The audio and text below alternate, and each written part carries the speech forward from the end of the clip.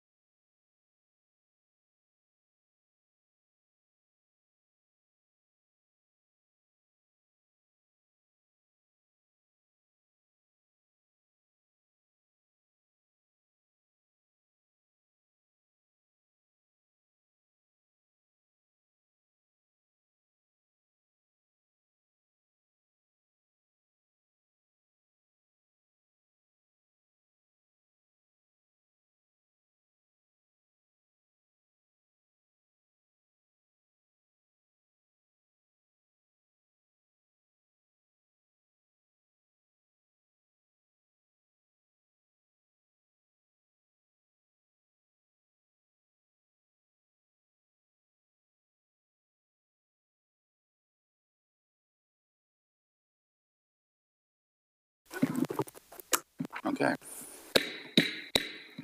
Good evening, everybody. It's Tuesday, November 19th, 2024, 5:30. We're going to call our meeting to order. Melissa, if we would call roll call, please. Councilmember Bausch? Present. Councilmember Gregory? Here. Councilmember Roden? Here. Councilmember Strong? Here. Mayor Hammond? Here. Item C, we have closed session items, a conference with legal counsel, anticipation of litigation. Elizabeth, would you like to tell us what we have to do? Thank you very much, Mr. Mayor. We are going into closed session on one item. It is conference with legal counsel, anticipated litigation. It's pursuant to Government Code Section 54956.9D, subsection 2.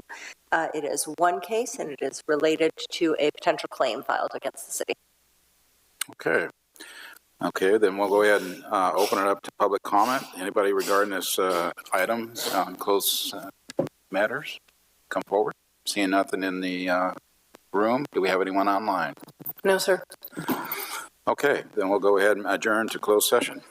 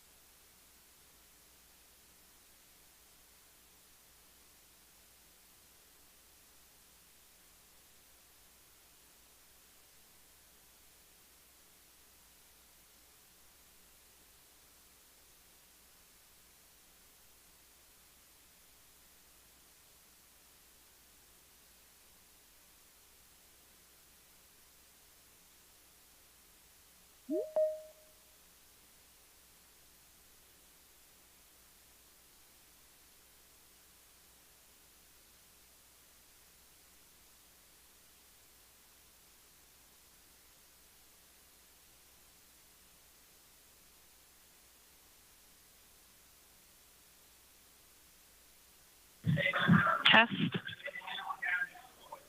Test.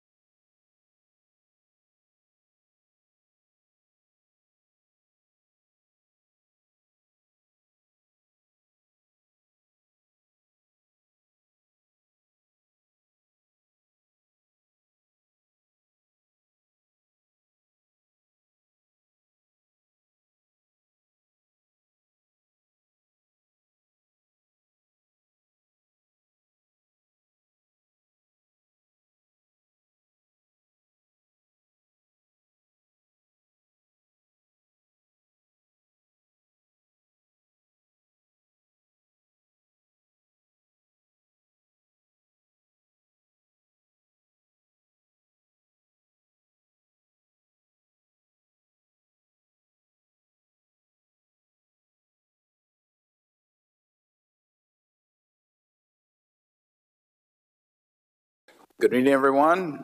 Welcome back to the Paso City Council meeting for November 19th, 2024. We'll begin with the Pledge of Allegiance led by Councilman Roden, and please stay standing for Reverend Kate Duran for the invocation. I pledge allegiance to the flag of the United States of America and to the republic for which it stands, one nation, under God, indivisible, with liberty and justice for all. Father God, we come before you humbly. You alone are creator, and we acknowledge your sovereignty and that you are in control. Thank you for being so kind and giving us free will and choice. And this evening, we choose to recognize you before going into this meeting. We are so grateful for your loving kindness and your mercy. I ask that you be present in this meeting. Give the citizens of Paso Robles wisdom, guidance, understanding, and insight when making decisions. Bless us with your divine protection. Protect our city from all danger, whether from within or from the outside. We need you, Lord. Hear our prayer and be glorified in our words and actions. You are worthy of all honor and praise. In the name that is above every name, your Son, Jesus. Amen. Amen. Thank you, Reverend Duran. Madam Clerk, would you call the roll call, please? Councilmember Bausch. Present. Councilmember Gregory. Here. Councilmember Roden. Here. Councilmember Strong. Present. Mayor Hammond. Here. And we'll begin with staff introductions on my right. Melissa Boyer, City Clerk, joined by Karen Jackson, IT Technician, and Shauna Howenstein, Civic Engagement Coordinator. Warren Frace, Community Development Director. Ditas Esperanza, Capital Projects Engineer.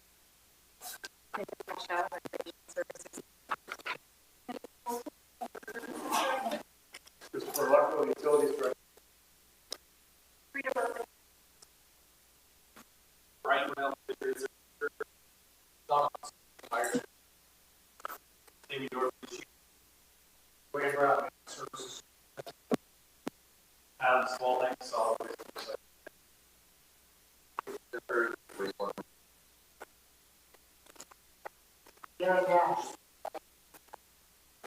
Right here at Fox 48.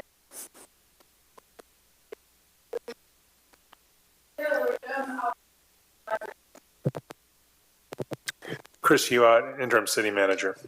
Elizabeth Hull, City Attorney. Thank you very much. Next, we'll have report out from closed session. Legal Counsel Hall, if you would, please.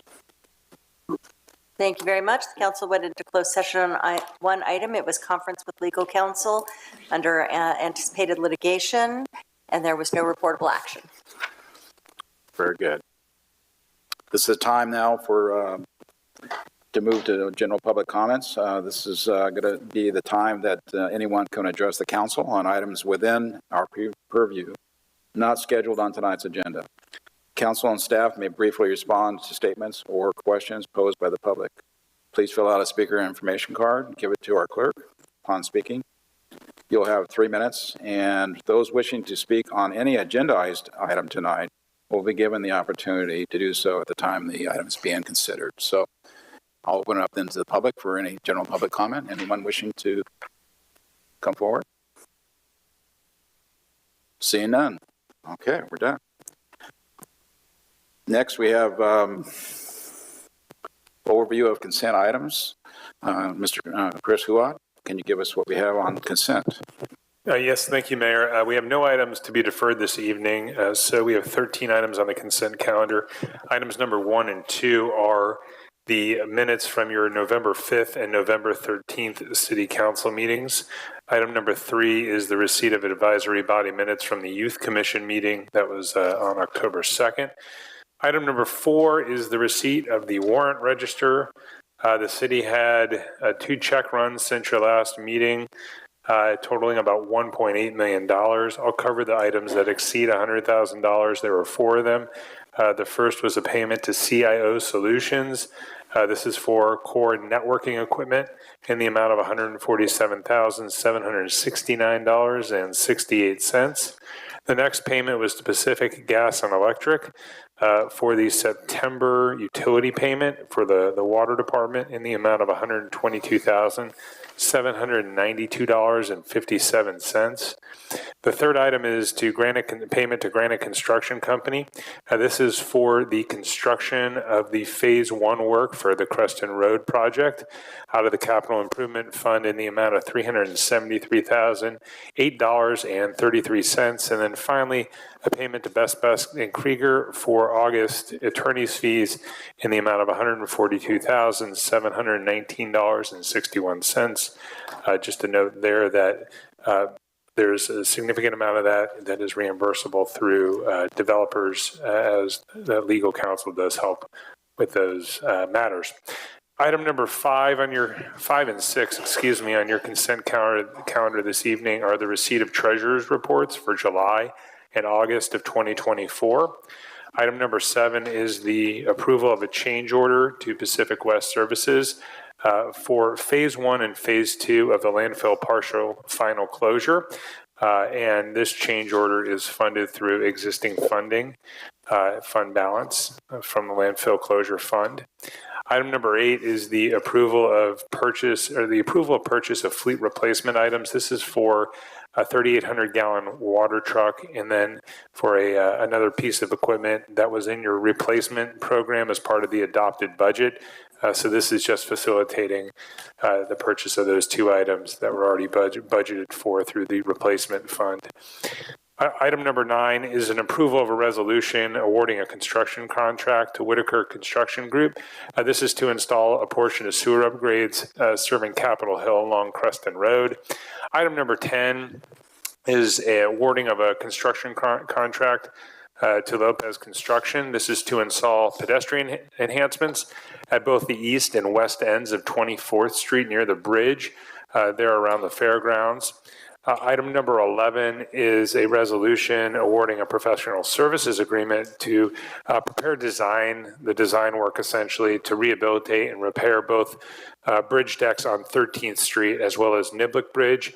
Item 12 is a second reading of an item that you saw at your last meeting, which is an update to the accessory dwelling unit component, of your zoning code to comply with state law. And again, this is the second reading, and it needs to be in place prior to the start of the new year to remain compliant with state law. And then finally, item 13 is a sewer reimbursement agreement between the City of Paso Robles and Quorum Realty, and this is related to the Gateway project that will be underway on South Vine Street. And this is a mechanism for Quorum to be reimbursed for work that they've done related to constructing the city sewer system that's going to be necessary to serve not only their project but other properties in that area. The city is essentially a pass-through, collecting fees and reimbursing Quorum pursuant to the agreement. With that, Mayor, that concludes the summary. Happy to answer any questions. Very good. Thank you, Chris. The items on consent calendar are considered routine and not normally requiring separate discussion. However, if any member of the council or the public has a specific question or wants clarification on an item, we can do that, get those answered before the vote is taken. Secondly, any member of the council or the public wanting to poll for full discussion on an item, it will cause that item to be moved into the discussion items list at the end of the agenda tonight. We'll allow the council then to first ask any questions and then pull any that they would like to have pulled. And then I will also ask the public to do the same thing. So we'll go ahead and then start with the council. Anybody on items? Pro Tem Gregory? Yes, I have just a couple questions, and probably for Ditas on both of them. So item 10, this is an award for the construction of the sidewalks and accesses to the bridge that's not been built yet. Is that something that's normally done where you build it, so they build the bridge to those? These are improvements that is not part of the bridge grant. Okay. So they're outside the bridge. They're on Riverside and on Park Street. Okay. And we want to improve those so that once the bridge is complete, then we have a complete ADA accessible ramps to the bridge. So that was my question too, Steve. This will not be wasted. In other words, these projects that we're talking about are not going to go away with the new bridge that's coming, correct? Correct. Got it. They're going to enhance the new bridge. So it's preparing the landing, so to speak, on both sides. Excuse me? Preparing the landing on both sides, so they're ADA. Okay. Correct. And then item 11, Item 11 is On the okay. repairing the surfaces of the bridge. So are we actually replacing the asphalt, or is it just repairing? Well, the bridge is not asphalt. Concrete. It's Concrete. It's concrete. Okay. So they've spalled through the years, and some of the little rebars are exposed. And so we're going to put called a methacrylate coating on top of it, just to cover it up and make it better. And just so you know, this is being funded with a grant. Oh, good. And that's for both bridges? For both bridges, and this is only for design. And once we're done, then we can be in the queue to do the construction grant. Oh, good. Thank you. Chris, do you have anything? Sharon? Just some light questions on number 8 about the vehicles. Expensive little buggers, aren't they? They are. Now, I noticed that we're going from a 60-foot to a 70-foot boom. And we discussed just briefly, and you were going to get me some details on that, of how many times or what is the expense of what we have had to go outside of the use of our own equipment. So basically, anytime we have to do one of the larger oak trees, just trimming costs us somewhere between $2,000 to $2,500 on a large tree. If we have to do that removal, it's usually a minimum of $4,000 for a removal. The bump from a 60 to a 70 foot would allow us to take that back in-house on a fair number of larger trees. If we're looking at staff hours and staff costs, a 3-man crew is probably running about $1,350 per day versus $4,000 per day for a contracted service. How many times do you have to reach out to get those done outside of city work? Well, or what do you think your break even is going to be on bumping up to the 70 foot? We'll pay for that unit well within a year. So we're looking at probably at least $50,000 in savings. Good. Okay. Follow up, Dwayne, Sharon? Is there any value in the old equipment? Typically we'll surplus the old equipment. The old High Ranger was due for replacement already. It had been depreciated. Well, the ask here is to bump up an extra 10 feet in capacity. All right, thank you. Dwayne, question. Does our crew, are they trained specially for tree trimming? And I mean, they have to have certifications for those kind of things? So we've worked with several of our contractors and actually had them work alongside of us with tree trimming. And we currently have one of our employees is getting ready to go through the certified, well, actually he's enrolled in the certified arborist program. Got it. So, yeah, I know from here on out, we're going to see a lot more of that needed, as trees keep growing, getting more dangerous too. So very good. Okay, thank you. Fred, do you have any questions on consent? Okay, I had a couple and I just answered them too. So I thank you, Dwayne. Okay. Chris? Mr. Gregory asked the question before. Yeah, it worked out with me too on 10. Okay, then I'll open it up then to the public. Anybody wishing to have any questions or would like to pull an item on consent, please come forward. Seeing none, okay. Bring it back to council for discussion and or action. Pro Tem Gregory. I'd like to make a motion that we approve our consent agenda items 1 through 13. Second. Okay, we have a motion by Gregory, second by Strong. Any discussion? Okay, we'll call for the question, Melissa. Councilmember Gregory? Aye. Councilmember Bausch? Aye. Councilmember Roden? Aye. Councilmember Strong? Aye. Mayor Hammond? Aye. Motion passes unanimously. Very good. Thank you. Moving on to public hearings, we'll open public hearings, and item 1 is the 2025 Community Development Block Grant Program, or otherwise known as CDBG funds, and the draft annual action plan. Darren Nash, will you have that for us? Yes, Mr. Mayor, members of the council. Tonight we have on the agenda the 2025 Community Development Block Grant Program, and this is what we consider the draft action plan. So the Community Development Block Grants, the CDBG, is funds that come on a yearly annual basis that come from the federal government, go through the county, and then disperse to the different cities through the county. They are for low-income persons or eliminate blight. Council prioritizes the fund allocations. There's 3 categories: public improvement projects, such as a public works, street, or curb ramp project; public service program grants, such as nonprofit programs that apply for CDBG funds; and grant administration. So what we were looking for tonight is to take a look at the 2025 program. We're going to come up looking for the council to recommend where those funds will go for 2025. And then we'll come back in the spring, in March, to have council endorse the final action plan that will then go to the County Board of Supervisors. So tonight we're just introducing the applications, going through the projects, and then getting some recommendations that we can then come back to you in the spring. So it's anticipated that we'll have about $203,000 coming from this CDBG grant program. There's percentages that are the ability for the city to use these percentages in the different areas. We're not allowed to go over those percentages. So $162,000 could go towards projects and programs, about $40,000 through administration. As we indicate each year, the county does quite a bit of work on behalf of the city's grants.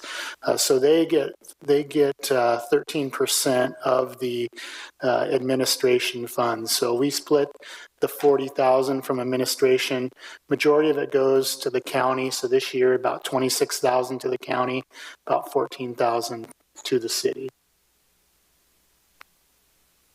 So what we're looking for is that then would allow us to have about $132,000 for a public improvement project, right over $30,000 for public service grants, and then the $14,000 for administration.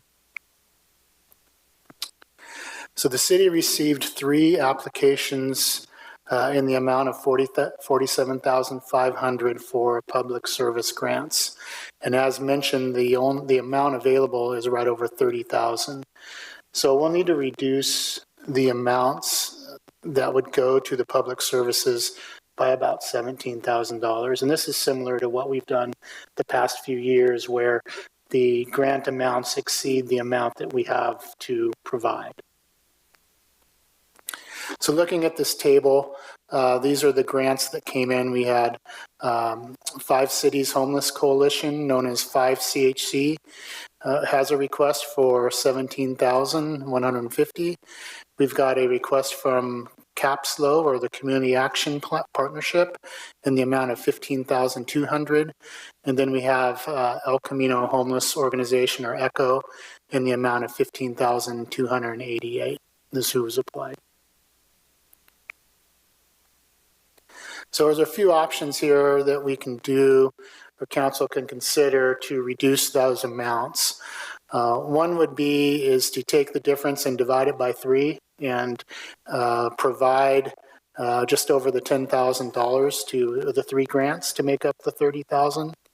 Another option could be approve 1 to get the whole amount of $30,000, or 2, you could split it up, but any manner that would result in the amount of the $30,467. The other option you have is to take that $30,467 and put it entirely to the city's public works project, and that's possible to do as well. However, generally and historically, the council has provided grants to public service applicants. As far as the public improvement project goes, what the city applied, so we applied for a crosswalk project on Airport Road right at Parkview. So this is in the Sierra Bonita neighborhood, and that's a neighborhood that we've done quite a bit of work over the years with CDBG funds, improving infill sidewalks and curb ramps and things. But as you know, with the Olson South Chandler specific plan, there's some improvements going on to that Royal Oaks Park, which is the park along Parkview Lane. And then there's also a Turtle Creek Park as well. this crosswalk would help tie together the paths in each of those parks. And I didn't include, I think in the staff report, it included some better graphics on that. Oh, I lost it.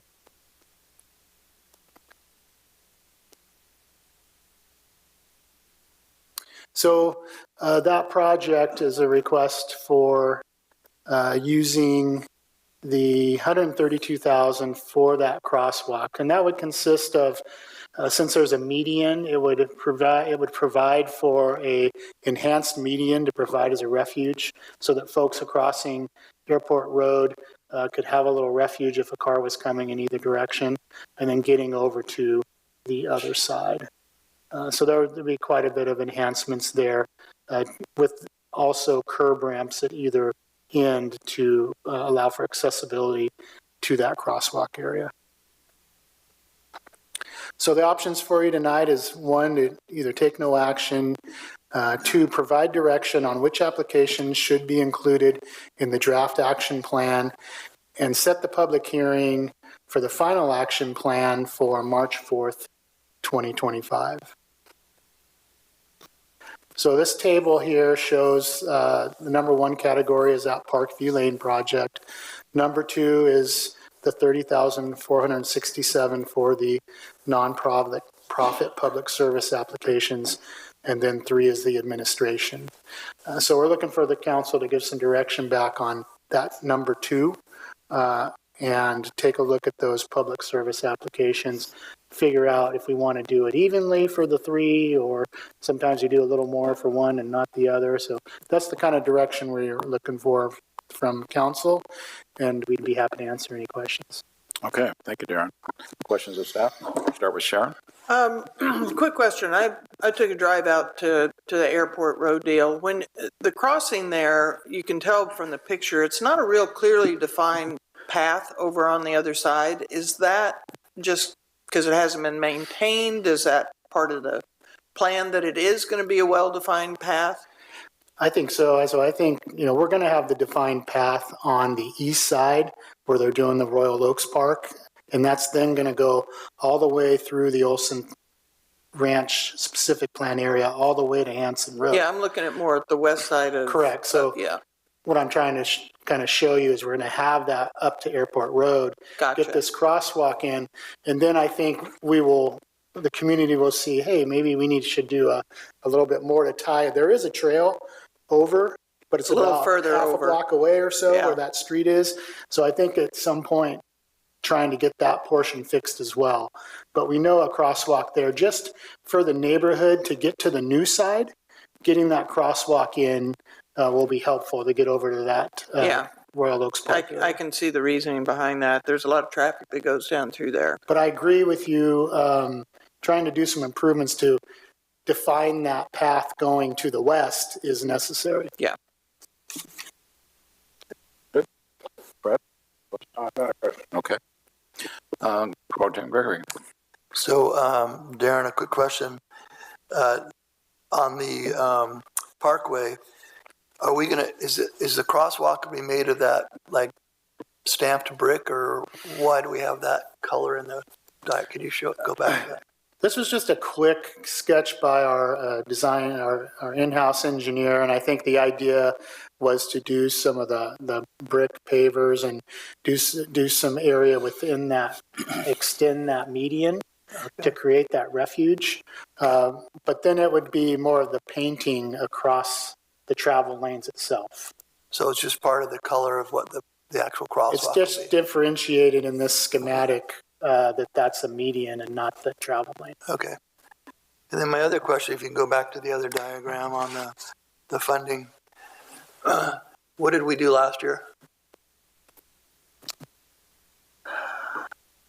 I believe a little more of the funding went towards the CAPSLO for the senior program here in town, and possibly ECHO with a little less to the 5 cities housing committee. Right. That's what I believe we did last year. So we just between those two, correct? Right, those 3. Right. Yeah, well, we still had the 3, didn't we? I don't think we gave any money to 5 cities, did we? I didn't think we gave any to 5 cities either Yeah, I last think it's year. split I thought it between was just Echo split and between. Capslow. Staff will check that right now and Yeah. get Okay, back that'd be to you. great. So to Just be a clear, question. these are the people who applied this year, correct? Correct. Right. Okay. I'll get that information later. Thank you. Chris Boucher. Thank you.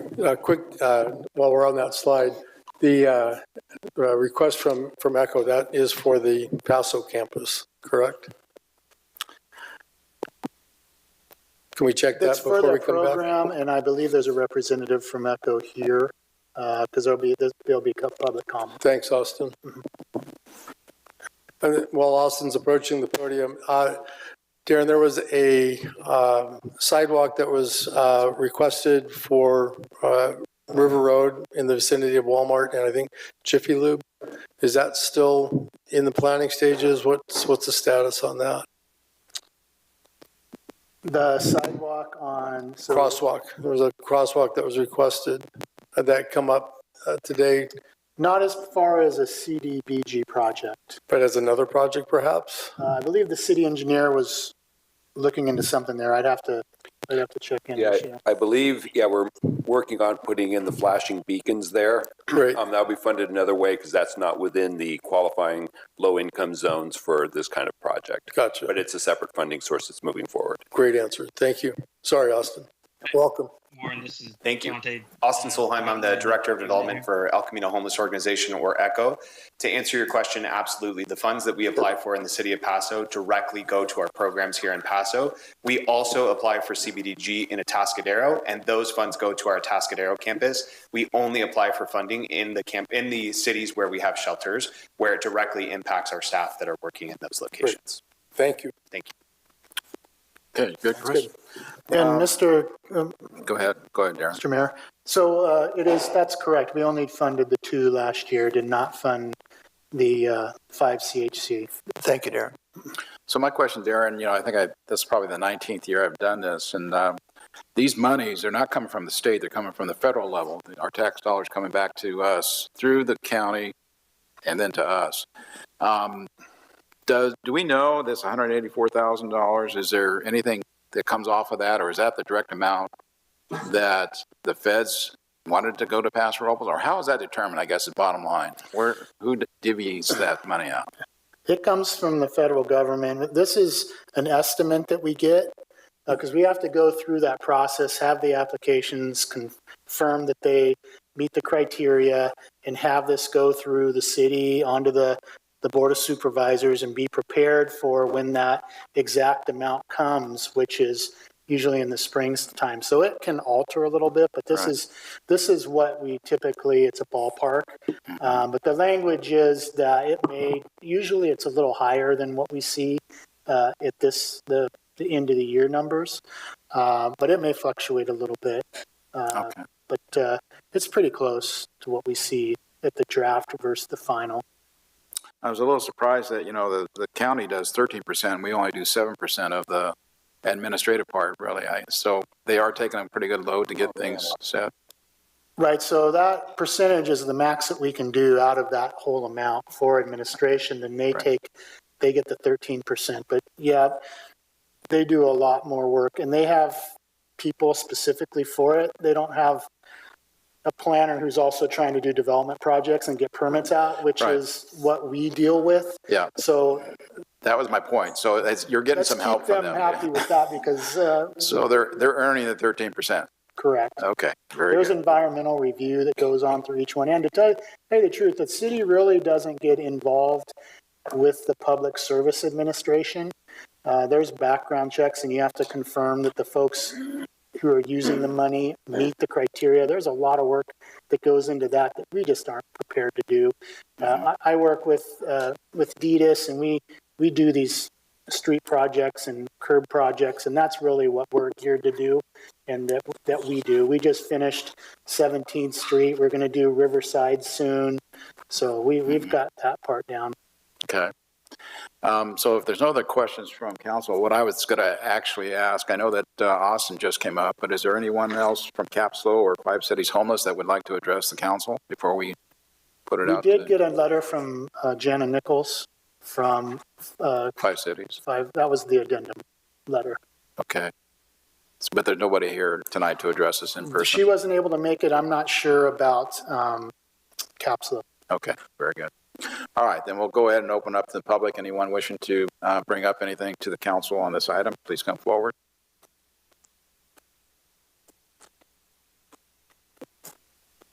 Hi. Welcome. I'm so bummed I missed public comment here. Okay, I come here every year. I've never met Austin before until recently. And I come here every year to say, please give whatever funding we can. I have been asked, Kenneth Houston has won his District 7 seat of the Beautification Council. He's asked me to be part of his transition team. So I'll be working in East Oakland, trying to develop policy for police pursuits, illegal dumping, and things that we don't have a problem here. The reason I bring that up is because I am going to be able to get the program Beautification Council transferred or shown to us over here.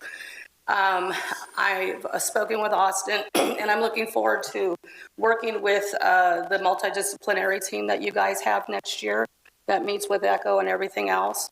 And I hope that if whatever funding that you can give him, I think he's doing a good job. I'm sorry, I have been there. I have been there at dinner, and I love that corner. You know, I really do. And I hope to be able to bring services to Paso Robles as a community advocate and as a constituent, because it's very important, especially now. We need to start looking for shelter for them. It's going to rain. And if we don't want our public safety to exhaust their days rescuing people from the riverbed, I hope that this year we can be a little bit more proactive. I don't know if that funding goes to something like that, but I think it's really important that we absolutely keep our homeless services. I've said this from day one, that my goal is to make Paso Robles a services-only city.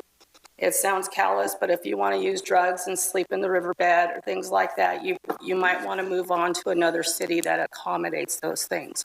There's other issues going in, RVs. RVs are not going to be sold anymore. We only have 3. I would really impress on the council to please consider a safe parking site for the winter. I think that there's put together enough down there where they could probably even give some input or help on how they can get up and out of there. But I would really hate to read in this year that you guys are trying to rescue them.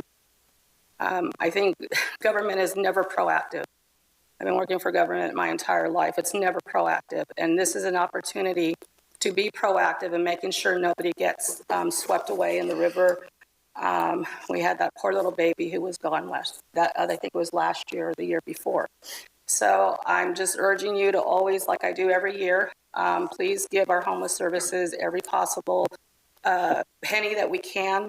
And I make a commitment to the city of Paso Robles that I will be working on a job skills program here. What I'd like to see is we buy the casino and turn that into a job skill kitchen, as well as Paso Cares being able to utilize it to feed everybody. Also, we can convert that at night into maybe 50 beds. So those are just some of the things. Go ahead. Linda, could I have you introduce yourself so we know who you are? I'm sorry. I'm sorry. I have to leave town tomorrow, so I'm a little scattered. Linda George, 3126 Spring Street. We want to know who our advocate is, so thank you. I appreciate it. Thank you. Austin, welcome. Austin Solheim, Director of Development for ECHO. I just want to comment as well. I know that CAPSLO isn't here today, but this is really for their services that are here in Paso. So CAPSLO is a large organization that is, they provide shelter services also in San Luis Obispo, and they apply for CDBG in the city of SLO for their shelter services, but not in North County.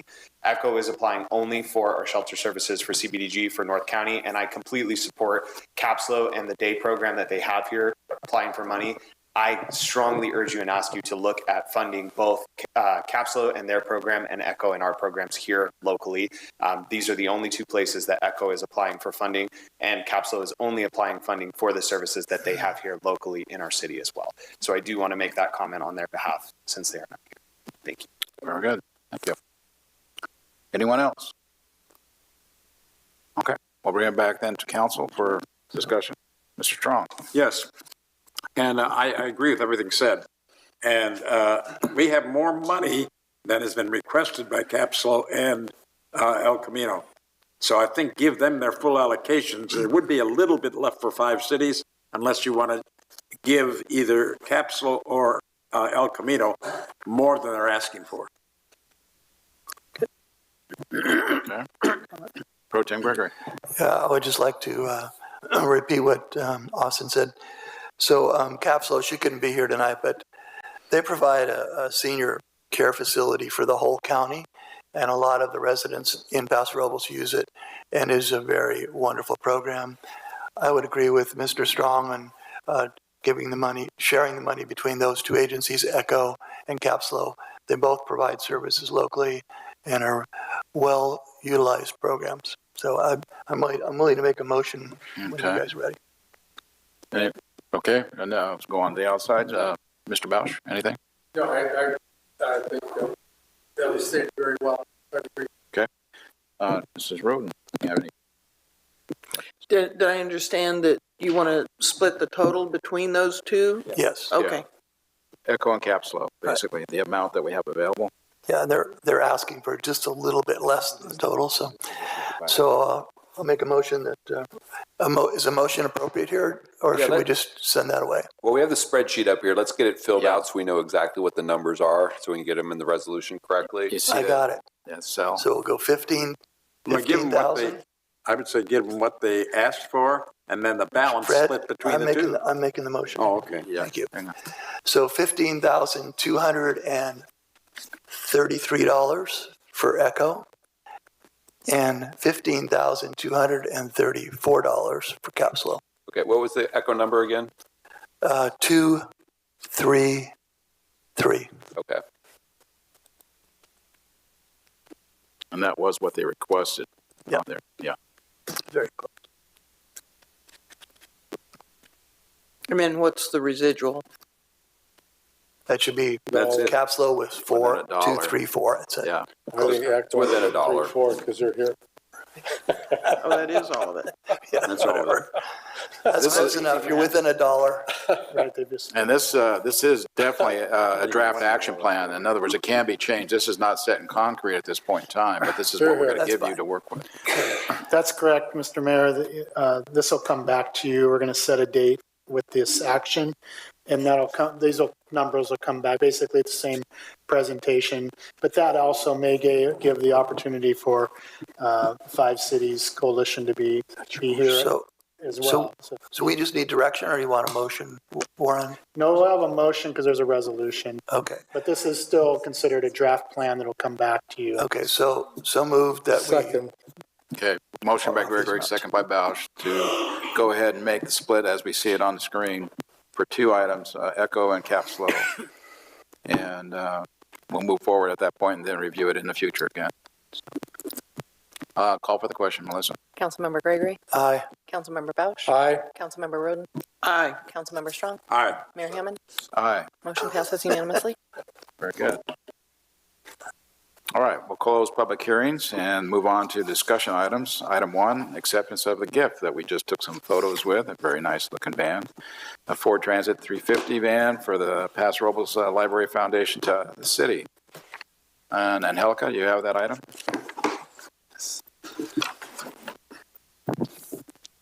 Good evening, Mayor and Council. I'm just waiting for there we go. I'm Angelica Fortin, the Community Services Director for the city, and tonight I am here to recommend that you accept the very beautiful van that's parked outside into the city's fleet to serve as the city's very first ever bookmobile. Over the last year, our new Outreach Services librarian, Taylor Worsham, who's here in the audience with us, has been providing the libraries, fulfilling the library's mission of providing mobile services throughout their community using that very small SUV that was retired from another department's fleet. This has been very challenging. However, she has been able to provide service in places like the Housing Authority, schools, and even home delivery to folks that are medically homebound. Recognizing the logistical difficulties of this, our foundation committed to providing the city with its very first bookmobile, During the budget process in June, they committed to providing the vehicle if City Council agreed to then add the vehicle into fleet, meaning that maintenance, funds for gas to make sure that we can use the vehicle would be used, and then also including the vehicle in the city's replacement budget. This was approved as part of the budget process in June.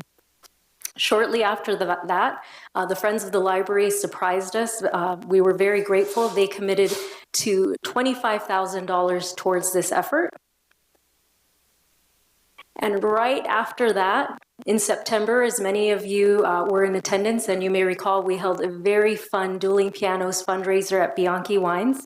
I made a debut there as Elvis. We got video. You know. There is video. I didn't include it in the presentation tonight. That fundraiser got us closer to our goal, and tonight they are ready to hand over the keys. You can take a look outside when you leave today, but it's parked right out there, a brand new 2020 Ford Transit cargo van. The purchase price, or the estimated value of the vehicle, is $74,735.63. Once the vehicle is accepted into the fleet, we'll work on wrapping the vehicle. This is what it looks like today, but these are some examples of what some of the library vehicles in other communities look like. So we would get our very own branded mobile. We did have another suggestion submitted, but I am not so sure about that.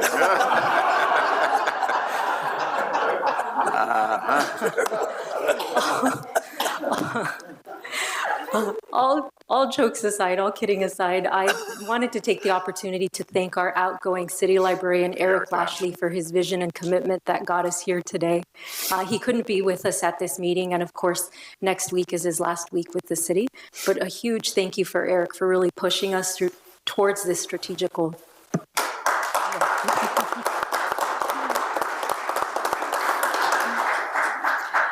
One of the other things we'll be doing is looking at outfitting the interior with shelving that's appropriate for a mobile unit, a lift to get material and folks in and out of the vehicle.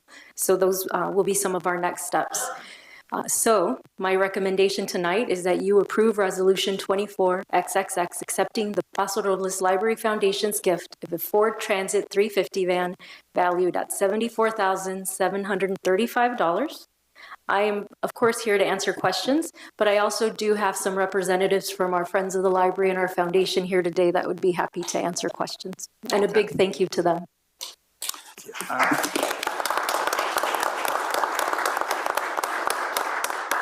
All right, we'll start with questions to Angelica. Pro Tem Gregory? Yeah. So, Angelica, mine's kind of a question and a comment combined, but I think the raccoon's closest to Eric's look. So, but we also have lots of raccoons in the city, so I think that'd be kind of cool. Oh, there you go. I could see that. Put some glasses on the raccoon. We'll look into it. Thank you. Anyone from the other side? Okay. Chris? So Fred and I are both on the liaisons to the library, and just very impressed with everything that goes on at the library. Have been kind of a part of the library off and on for years. Had no idea how much goes on behind the scene, the passion that drives the employees, the foundation. So thank you for your leadership. And please make sure Eric know that was a fast clap. I'll let him know that. Thank you. And I do want to, again, say, too, thank you very much to the Library Foundation. I mean, it's huge. Most cities don't even have a library. And we are very fortunate to have such a fantastic library, along with all the folks and volunteers and people who really support that whole organization and what happens in that room. It's amazing. So, again, thank you for your service to the public and also for the gift as well. Thank you. Do we have anybody else that would like to present before we open up the public? You're welcome. Yeah, sure. You need to come over here so we can all hear you. Yeah.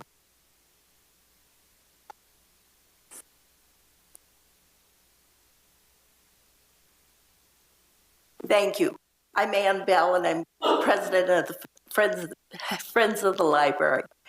And I just want to say it was great pleasure to give the $25,000 that we were able to do. towards the foundation and helping them purchase the van. So we work hard, we love it, and as you know, our little store does a tremendous amount of business. Yeah. And anybody you know, just tell them to bring their books and their magazines because we resell them, and we probably are this last year up to $50,000. Wow. So Great. we're very proud of it. I know you put a lot of time into that room and getting people those things that they want. So thank you for your service too. Thank you. Okay, I'll open it up then to the public. Anybody wish to address the council on this item, please? Come forward.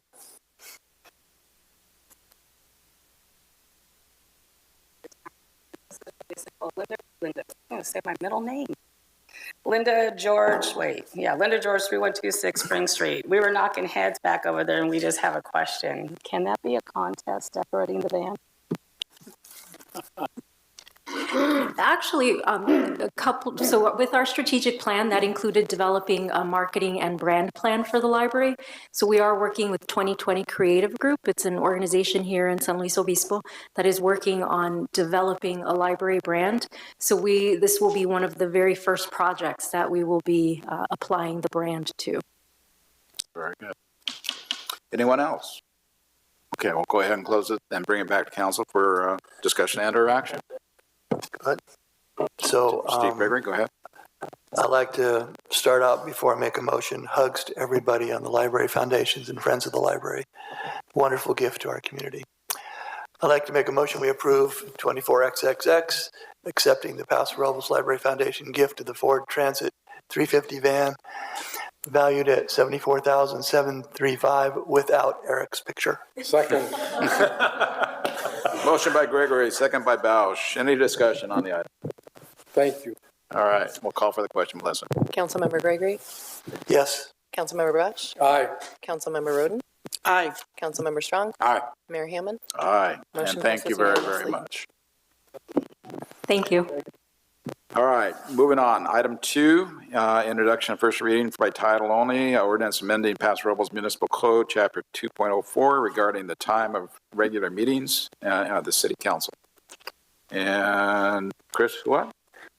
Thank you, Mayor and Council. So at your October 1st meeting, the City Council directed staff to bring back the necessary actions to move the start time of the regular City Council meeting from 6:30 to 6 p.m. In reviewing those options to do that, what staff did notice was that the specific start time is codified within the Paso Robles Municipal Code. So in an effort to maybe improve efficiency a tad, and looking at best practices in terms of some of our comparable agencies are doing, a lot of them are actually setting their council meeting times by resolution, which what that does is it avoids the need to adopt an ordinance every time a change like that is warranted, which typically involves 2 separate votes at 2 meetings, plus a 30-day waiting period. So what staff's proposing tonight to accomplish your request is to remove the 6:30 start time specifically from the Paso Robles Municipal Code. If you're amenable to that, what we would do is have first reading tonight, bring back second reading at your next meeting, along with a resolution setting the start time to 6 p.m., starting your first meeting in January of 2025. And then from there on out, any changes to that start time could be done by resolution, avoiding the staff time and the time it takes to put together 2 ordinance or 2 readings of an ordinance and then the subsequent 30-day waiting period. So with that, that's what this item is, responsive to your request from about a month and a half ago. Happy to answer any questions. Thank you, Chris. Open up for council. Brad, you have a question? Not a question, just, no. Okay. Just an approval. Sharon, anything? On this side, Chris? Just for public edification, what does that do to our closed session time? I would say that you would, that's always dependent on the topic and the time it may take to discuss. So theoretically, that could push it back slightly to say 5 o'clock if you were needing an hour or so for a topic. So it could be starting earlier. So we don't need an ordinance or resolution for that? Not to my knowledge, no, and I'll defer to the city clerk. I don't believe we need to. Okay. So we do. It's actually in your policies and procedures manual that says that you can set it where'd it go? Closed sessions may be scheduled before or after regular meetings and or as special or adjourned meetings. Very good. And not time specific, Not is time my question. specific. Thank you. Okay. Anyone else? Good. We'll open it up then to public. Anybody wishing to address this item, please come forward. Anyone online? Didn't ask that. No, sir. Okay. Bring it back to council for direction and or action. Move approval. Okay, motion by Strong, Second. second by Pro Tem Gregory. Any discussion? Call for the question. Councilmember Strong? Aye. Councilmember Gregory? Aye. Councilmember Bausch? Aye. Councilmember Roden? Aye. Mayor Hammond? Aye. Motion passes unanimously. Very good. Thank you. Item 3, approval of resolution awarding contract for pickleball court complex, construction of Sherwood Park. And Frida, you have that item?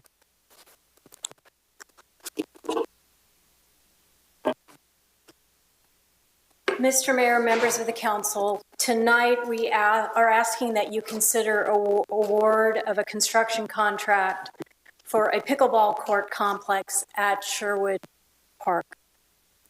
To quickly recap, in August 2021, council received a report regarding pickleball capacity and approved the initiation of design for new courts at Sherwood Park. The next month, in September 2021, council allocated $833,500 in American Rescue Plan Act, or ARPA funds, and $354,500 in Parks and Recreation Development Impact Funds to the project. Just as way of background, consistent with the Development Impact Justification Study, DIF fees can fund 30% of the total project, and that $354,500 was based on the original total project estimate of just under $1.2 million. A design contract was awarded, 2 public workshops were held, as well as meetings with stakeholders, and the Parks and Recreation Advisory Committee endorsed the design, initially with 8 courts and when it was changed with the final design of 7 courts. On June 4th, council authorized the project to be bid with a revised estimate of $3.4 million. So the final design includes 7 lighted courts, a new restroom and storage building, barbecue and picnic tables, 2 large shade structures, a new Sherwood Park parking lot, and multiple mandated landscaped stormwater detention basins. And these are very early conceptual renderings of the design, showing the courts, the gathering area, and the walkway in between.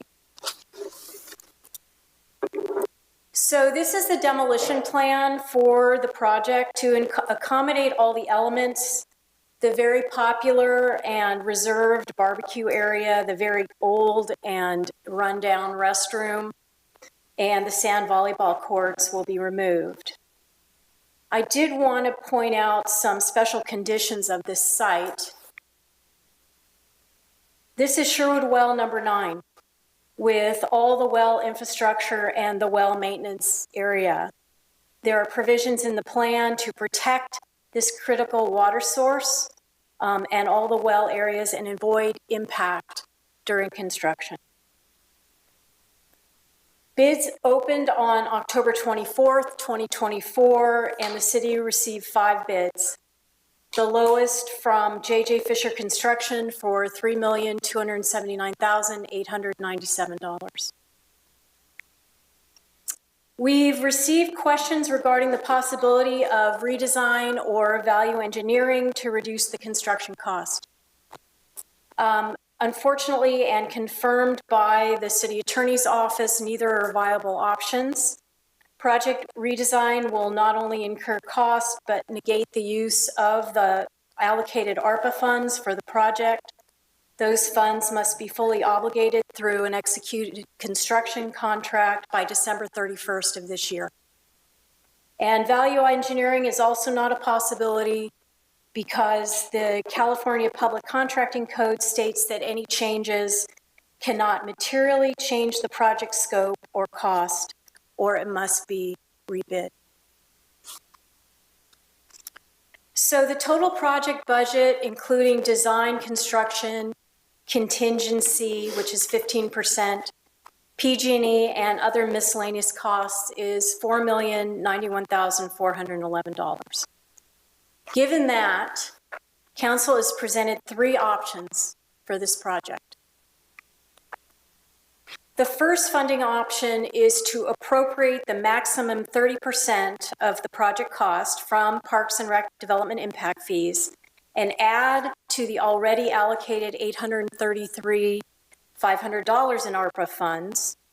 These additional ARPA funds would be redirected from the South Vine Street Bridge project in the amount of $2,045,963.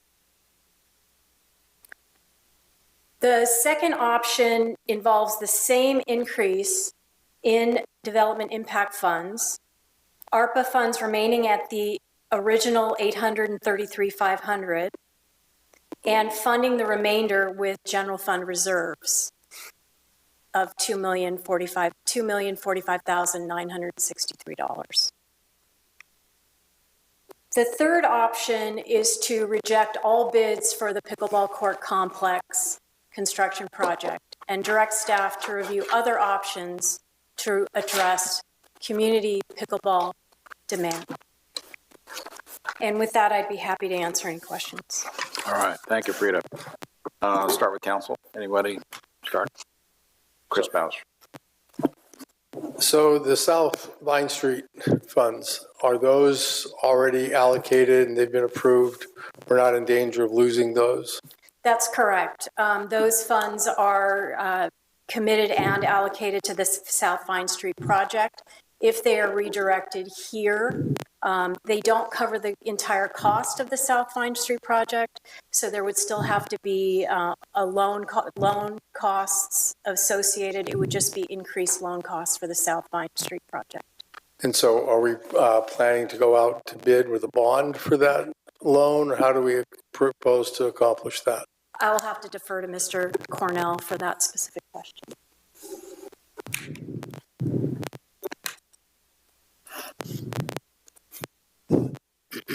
Good evening, City Council, Mr. Mayor, City Council, Ryan Cornell, Administrative Services Director. The funding plan for the South Vine Street project does include proceeds from debt issuance.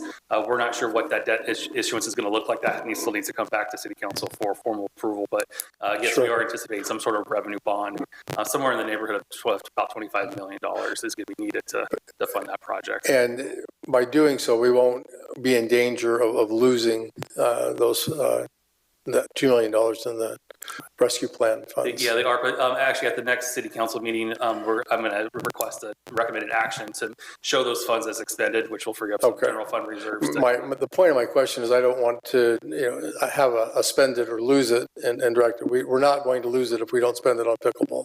Correct. Yes. Thank you. We'll reallocate at the next City Council meeting. All right, Frida, let's go back to you. We have another pickleball project, and I'm not quite sure if it's out at Royal Oak Park or there's a developer that's putting in. How many courts are they putting in? There's 4 unlighted courts that were just built at what's now called Turtle Creek Park, but I don't want to confuse with our Turtle Creek Park. It's within the Olson-Veneto development. It's 4 pickleball courts and a restroom. Those are scheduled to open in this summer. No, summer 2025. Sorry. Okay, but they're already built, if I understand correctly. These have not been opened yet because of surrounding development. Correct. Okay. That's all the questions I have for now. Can I follow up on Chris's? Those new 4 courts out there in the new development, is that a private court or is that public? Those are use? public courts. That's what I thought. Okay. Steve, question? Yeah, a couple questions. So, Frida, on the cost of this project, the way I add up the cost of the pickleball courts, it's about $1 million or $1.2 million. The rest of that's for parking lot, bathrooms, grading, and the rest of it.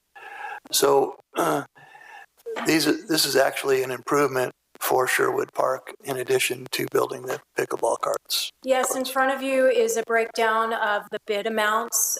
Some of the, just a caveat, I've put shared at the bottom because some of these are shared with all the amenities, so it's hard to assign them to any particular amenity. But yes, it'll be a new prefab restroom, the 7 pickleball courts, a parking lot, storm required mandated stormwater mitigation elements, site furnishings including picnic tables, a barbecue. I don't know if you've been at Sherwood on the weekends, but it's used every single weekend. And some shade structures, site irrigation and planting, again, some accommodations for Sherwood Well number 9, and then the shared elements, mobilization, demolition, et cetera, et cetera, et cetera. So I look at this as like the first step of fixing, one of the first steps of fixing Sherwood Park at the same time of getting the pickleball courts. Would you agree with that? It is part of the Sherwood Area Master Plan, Okay, yes. thank you. And then as far as the funding, Ryan, could I ask Ryan one more question on the ARPA funding? So what is the mission of ARPA funding? ARPA, American Rescue Plan Act, those funds became made available during the COVID pandemic when government agencies were seeing some significant declines in revenue. And so for the city, we were able to claim the entire $5.5 million allocation as revenue loss, which then means it allows the city council to spend it on any sort of governmental expenditure. There were still like 3 caveats, like you can't spend it on like the pension trust and then some of those things. So we have a lot of flexibility with those dollars. But it was to kind of help stimulate the economy post-COVID. Okay. And was it recreational related too? Oh, yeah. I mean, using the ARPA for recreation, I thought. I remember. Again, it was because the city was able to claim it for revenue loss, we could use it for any particular government services.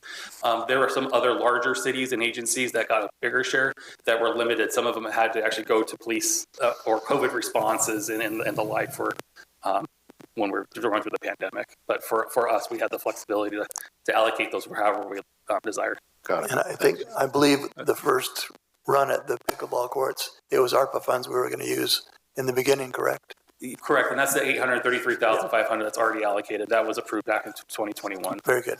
Thank you, sir. Thank you. Councilman Strong. Yes, and my grandmother's still there. So, and the ARPA funds have to be expended by the end of this year, correct? Or they have to return? They have to be obligated by the end of this year, expended by December of 2026. Okay, well, obligated means there has to be an actual project approved. Under contract. Under contract. Under contract. And previously, we had allocated these to a bridge on South Vine, which we can't actually obligate by the end of the year, can we?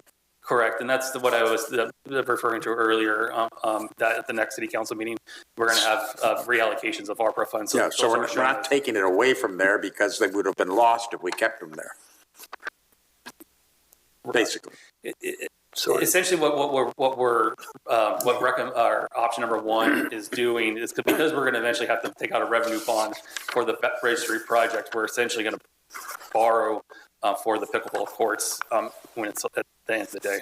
But isn't option 2 the one that allocates those specifically? Option 2 actually allocates the shortfall from the general fund reserves versus allocating it from ARPA from the South Vine Street Bridge. Okay. So okay. So it is the ARPA funds, so. I'm sorry? So option 2 is the ARPA funds in full? No. Option 1 is redirecting all of the ARPA funds away from South Vine Street to the pickleball courts. Yeah. Option 2 is keeping the current allocation and then funding it with general fund reserves. Okay, all right, thank you. Yeah. Sharon, question? Question, Frida, is this an all or nothing? I mean, do you have to go for the whole plan, or can we build the restrooms in the parking lot? Can we build the picnic area in the restrooms? Or do we have to rebid the project because... And we don't have time to do that? No. $500,000 is an expensive restroom anyway. Actually, that's pretty, I was expecting it to be more. The one on the other Sherwood restroom 5 years ago was almost $700,000. Right. These prefab restrooms are quite expensive, but they are the best product, and they are less expensive generally than a stick construction.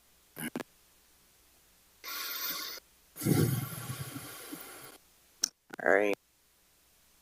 Good? Sharon? Yeah. You're fine? Okay, I have a question, basically, Ryan. When do we suspect that Vine Street Bridge would start? I'm just curious, how far out are we?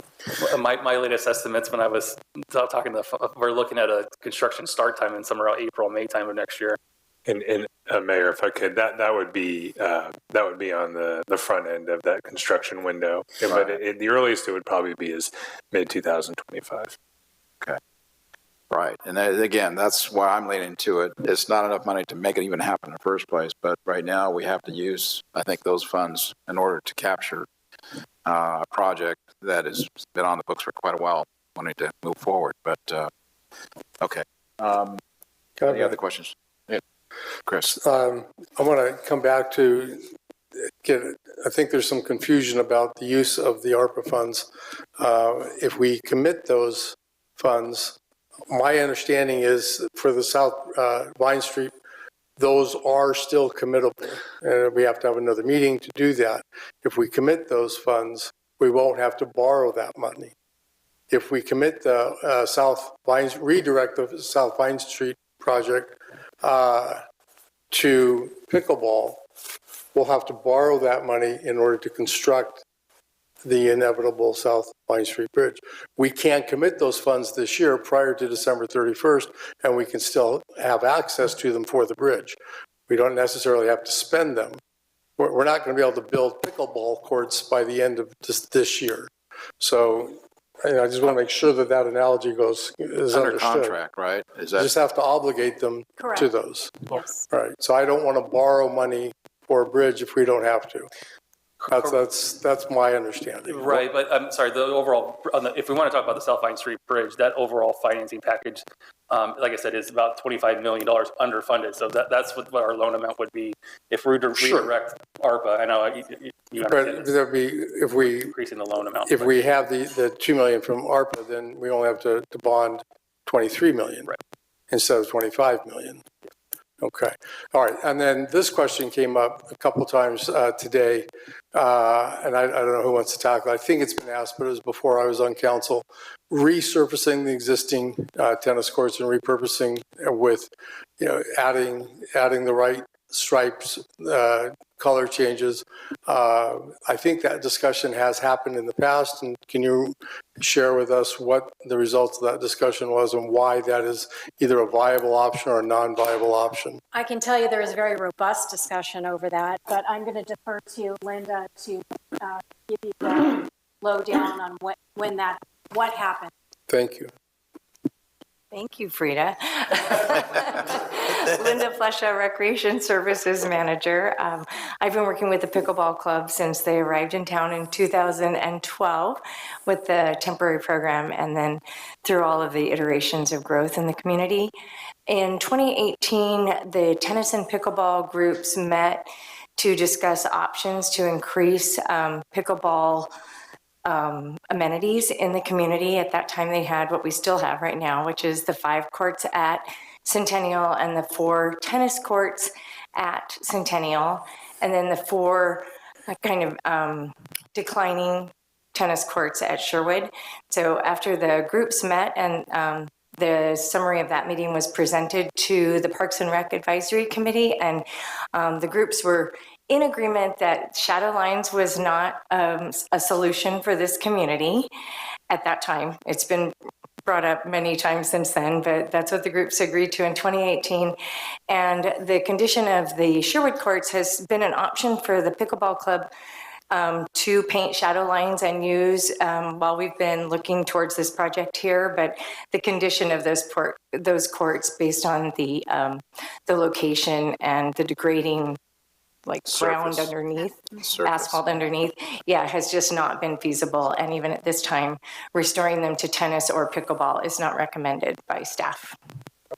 And I think also our master plan for Sherwood actually uses that space for the future ball fields, I believe, too, doesn't Correct. it? It's a baseball, youth Yeah. baseball complex. Yeah. I have one question. Let me get mine out real quick to Frida. And this has to do with the design of the stormwater retention. Are they going to be fenced? In other words, can the kids, it'll be grass and they'll be able to use that space? Or what's that going to look like? They're not grass because we don't want it used. They are depressions, but they're going to be highly landscaped. Thank you, Warren. So that they aren't a hazard, but also not, how can I say, an attraction to play in them. So there's multiple there's two throughout the site. You can see them at the sides of each of the 4 and the 3 pickleball courts. Then there's 2 at the front of the parking lot. And I also have to give you the background that stormwater on this site was a huge challenge because we're adding all the asphalt and concrete. So the parking lot itself is actually pervious concrete to meet stormwater requirements. Got it. There are also regulations about how stormwater can percolate next to a well site. Yeah. Didn't even think of that. Yeah, exactly. Okay, thank you. Pro Tem Gregory had one question. Ryan, one more question for you.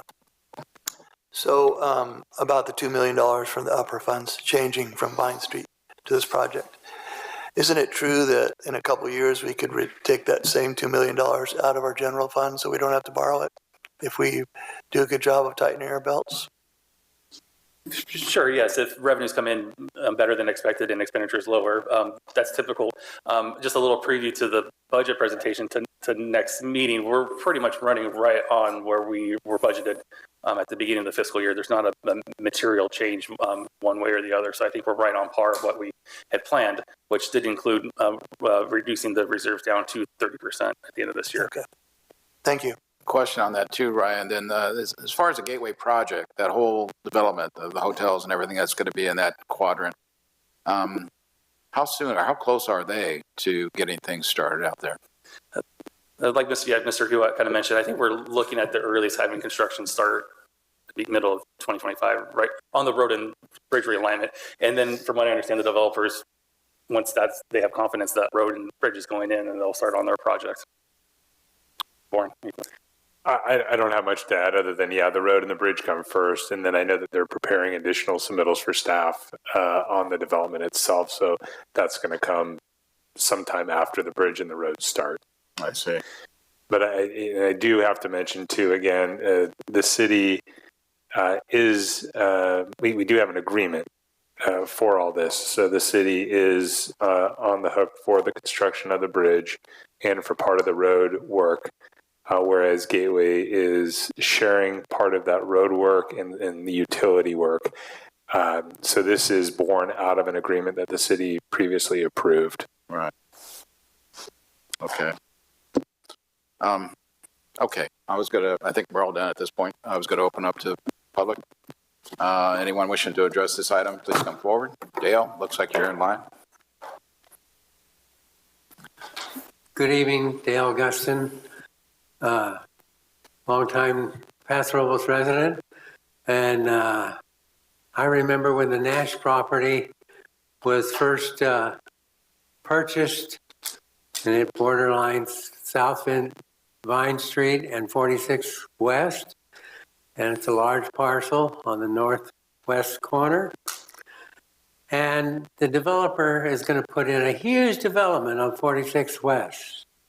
And when I heard that the city was going to help him with a bridge to reroute Vine Street to the signal going into the Target Center, only he's going to benefit by that.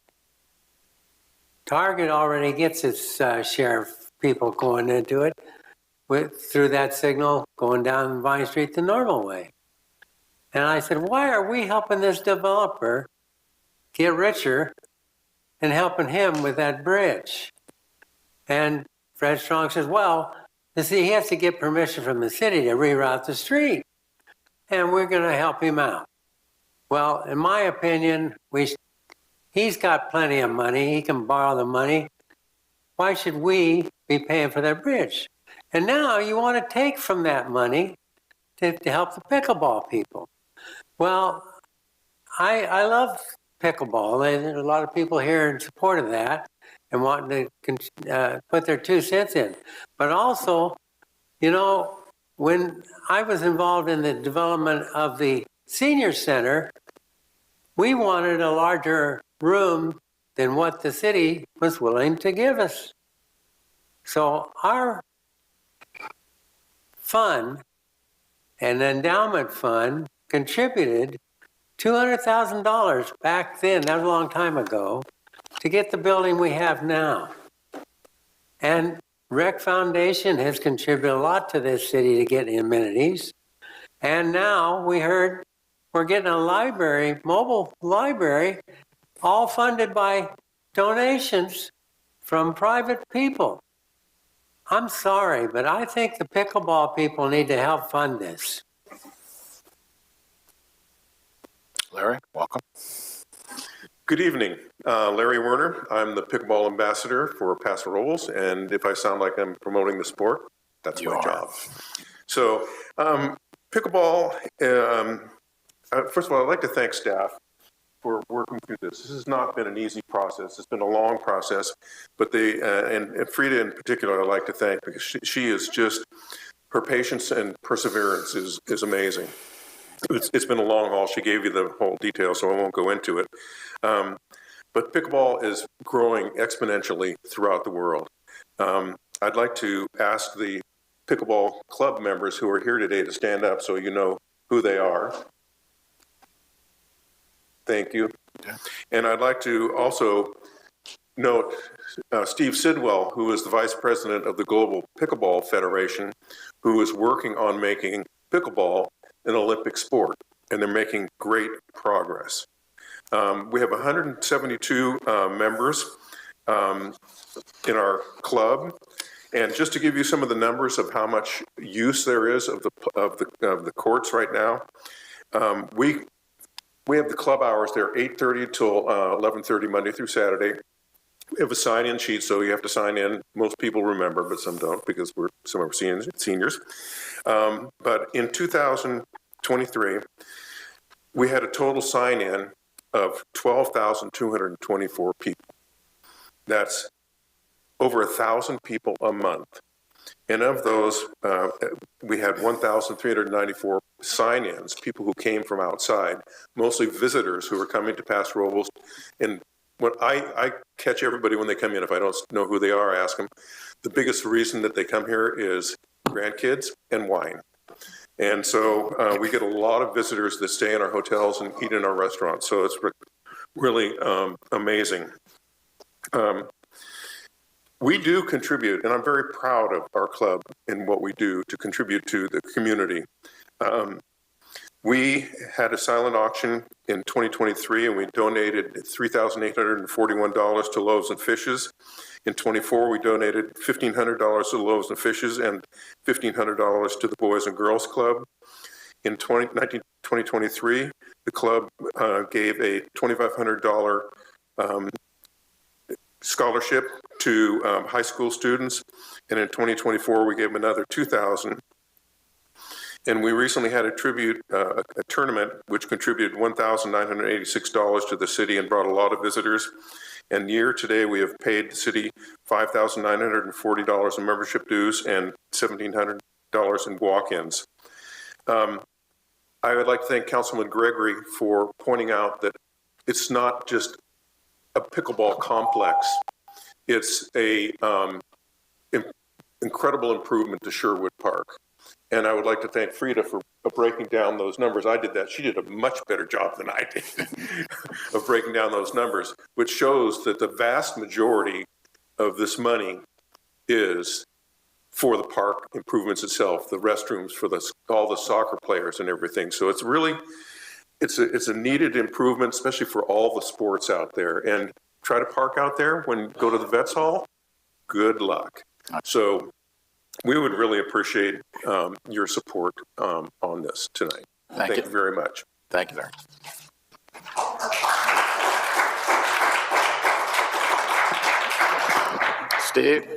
Steve, go ahead. Welcome. Steve Baker, 1991 Circle B Road, Paso Robles. Been quite a while since I've been before Mr. Mayor, council members, and staff. There was a long time I didn't miss a meeting for quite a time. I'm here in support of the improvements at Sherwood Park. And I say it that way because really only 25% of the cost is going to the pickleball court. The rest of the other 75% is improving a park that, as has been noted by staff, is in bad need of improvement. So that said, it comes fairly easily to those of us. I play pickleball. So it's not just an old folks sport, although a lot of us here are. No comment. Yeah. It's one of those things that you can do as you get older.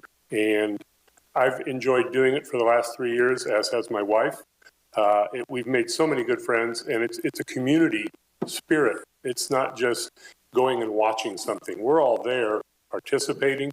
And as Larry said, we support the community through a lot of different means and methods that we have at our abilities.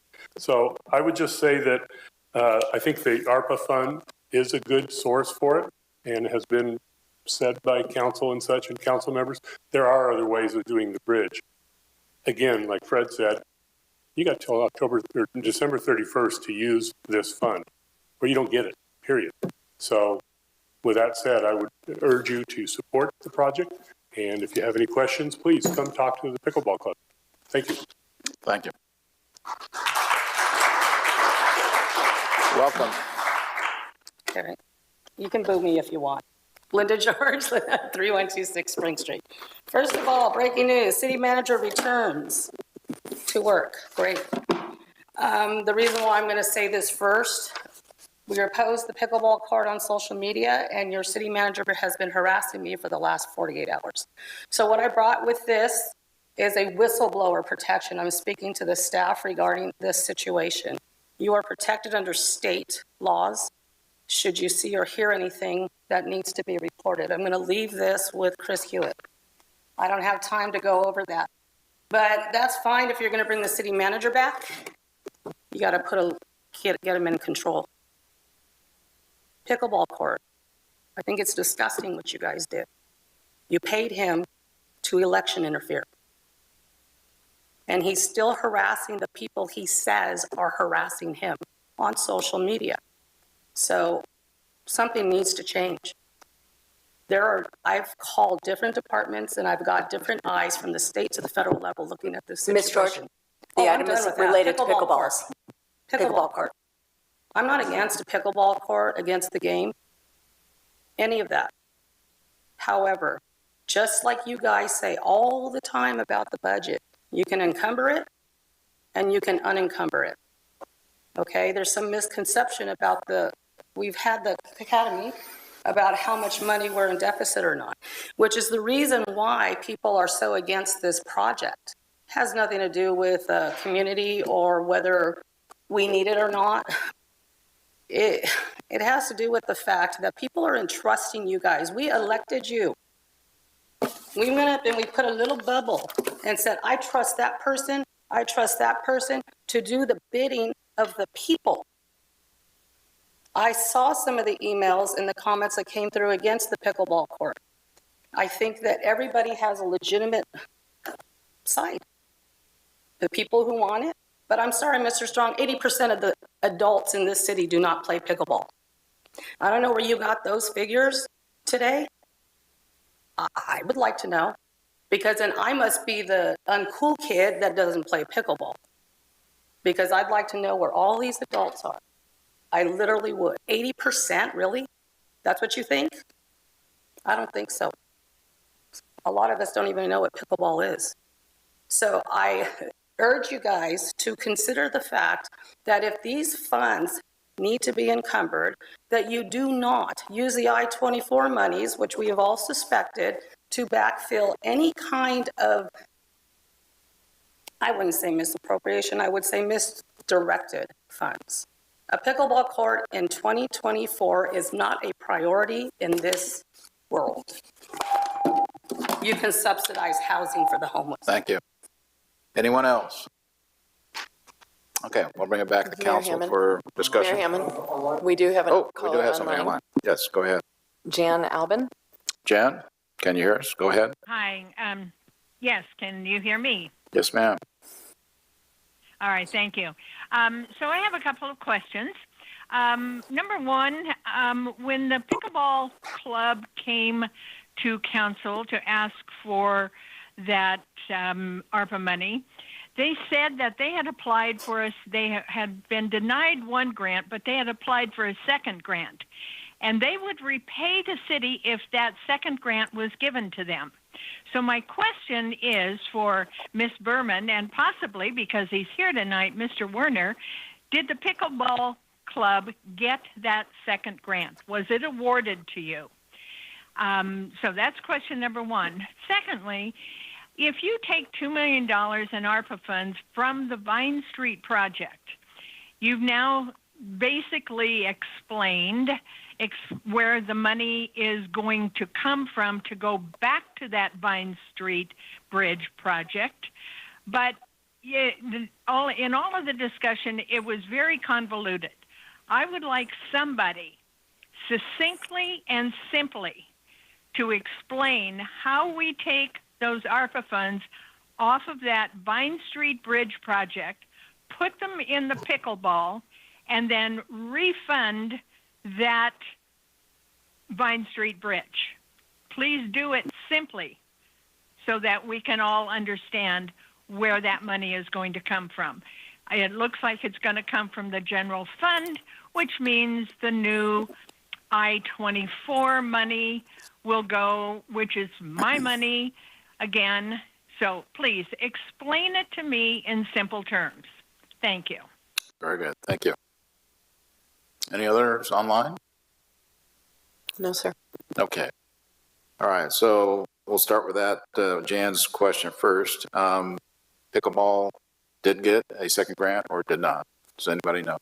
So the grant that I am aware of, and I'll let Mr. Werner speak to any of his knowledge, but the city did apply for an $8 million state grant to fund the Sherwood area master plan, which included pickleball courts. Right. We were not awarded Right. that money, so there was no money coming from grants. But unless Mr. Werner has further information, I'm not aware of any other grants that have been applied for this program. Okay. Larry, do you have information that would help?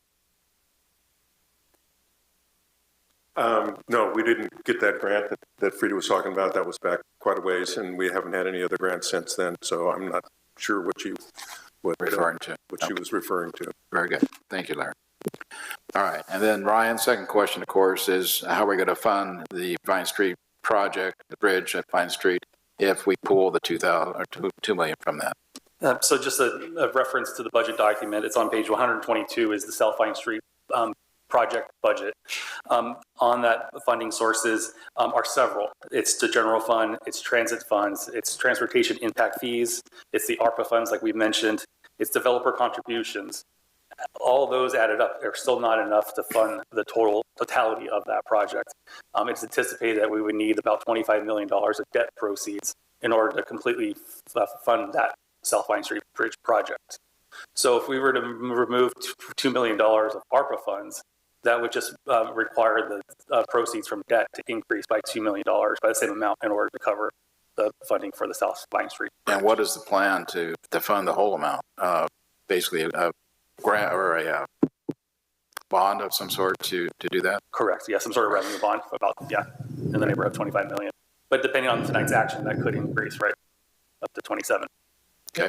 And maybe to expand upon that too, it'd be a revenue bond with repayment coming out of the general fund.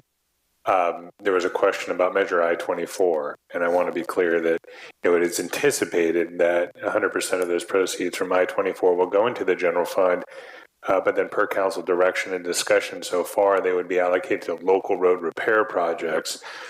With that being said, the debt payment would come out of the general fund, but I do not anticipate that it would impact the amount of I-24 money that would be then transferred to the local road repair project. It would still mean, though, that there is less general fund dollars at some point in time to do whatever else you want to do in the general fund, but that's kind of known going in. But I wouldn't anticipate the amount going towards local road projects to be reduced because of that. Okay, Pro Tem Gregory. Yes, we had two mentions of I-24, and I-24 funds will not be used for the bridge or for the pickleball project. Is that correct? Council has not given us authorization to do that yet. Right. Or at all. Yeah.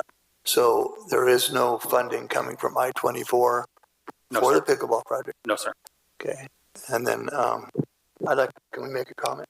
Yes. So I'd like to make a comment about this project. As it's been stated, about 25% of the project's for pickleball courts. The other 75% is for our youth who use this park. And if you want to do the numbers, it's probably well into 100,000 kids and parents who come out and play baseball, play soccer, softball, every sport there is, it's played out there. We have 3 and 4 games going on at one time. So the funds that are going into this project are not just pickleball funds, a portion of them. And we do have ARPA funds that paid for a large portion of the pickleball courts. And I believe, if I'm not mistaken, in the beginning on the pickleball club funded the repair and fix-up of the hockey courts originally, all out of pocket. So they do contribute, they do share the cost and things, and they bring a lot of business to town. So I just want to make that clear that this is not all pickleball courts. It's 25% pickleball, 75% park. So that's all I have to say, and I'm ready to make a motion whenever. I'd like to say something first. Councilman Strong, go ahead. Yeah, because this is in my district, so I get a lot of input from my people. And perhaps there's not 80% of all the population or all the adults of the whole city, but I know in my district, almost everybody I talk to has pickleball courts. One of our big projects is the mobile home park. They've got 2 pickleball courts right in their park. They're in constant use. And the new pickleball courts that are going in Turtle Creek, those are in our area, and they're looking at constant use. It's amazing. I'm hoping Larry has some estimate of how many people in this city actually are playing pickleball. And I'll bet it's probably as many as voted. It's a whole lot of people, because just listen to the numbers of the amount of use. 12,000 people signed up during the year to play pickleball. That's an amazing number. But the other thing is that parking lot. I'm at the senior center a lot, which is right there. It's right across the street from this, or kitty corner. Actually, the Veterans Hall is closer than the senior center. But that parking lot is totally impacted, and people are parking on the street for blocks on both sides because there's so much use. The veterans are supporting this 100% because of the additional parking, because they want a place to park. And that's the VFW and the American Legion are all supporting this. And I get a lot of input from them, and I can't do anything but support it, because that's what my people want me to do. And that's what I was elected to do, is do what my people want me to do. Sharon, comments? I think a lot of people are very conflicted on this because it's been mislabeled as the pickleball project. And it seems frivolous. If any of you have been out there, you don't want to use those restrooms. And I'm serious. They're bad. And even when I was playing softball way back when, and we were out there, there was not enough parking. That's been 30 years ago. That's why I asked if we could segregate, because absolutely we need bathrooms out there. Absolutely we need parking out there. I like pickleball. I've played some and I move like a gazelle on the court in my mind. But honestly, the real impetus for this project is for the other 75%. I'm really torn because we've gotten ourselves into a contract with no lid on it for this Vine Street bridge, and reducing it by less than 10% is not going to buy us a lot versus what 75% of that money buys out there. I just, I wish we could have I wish we could have built this a few years ago and saved a couple of $1 million. But, you know, if wishes were horses, we'd all be riding. Anyway, that's all I wanted to say. Yeah. Councilman Boucher. Thank you. All right. I, too, am conflicted over this. There obviously is a desire for pickleball courts. No one can deny that. I'm in support of building pickleball courts. I am drawing comparison in my mind that the funding is circumspect. We need to figure out if this is the right way to fund this project or if we can find another way to do it. I'm all in favor of spending the $833,500 of ARPA funds. I think that's wise. That should be done. Committed at least before the end of the year. I think we can do that. I'm not so sure that taking money from another project, the South Vine Street project, is the wisest thing that we can do. We are, in essence, asking taxpayers to fund the pickleball courts and the other improvements that are needed at Sherwood Park. Again, no dispute that improvements are needed at Sherwood Park. Here's where I am conflicted. We heard from Mr. Warner that pickleball draws about 1,000 players a month, probably a conservative estimate.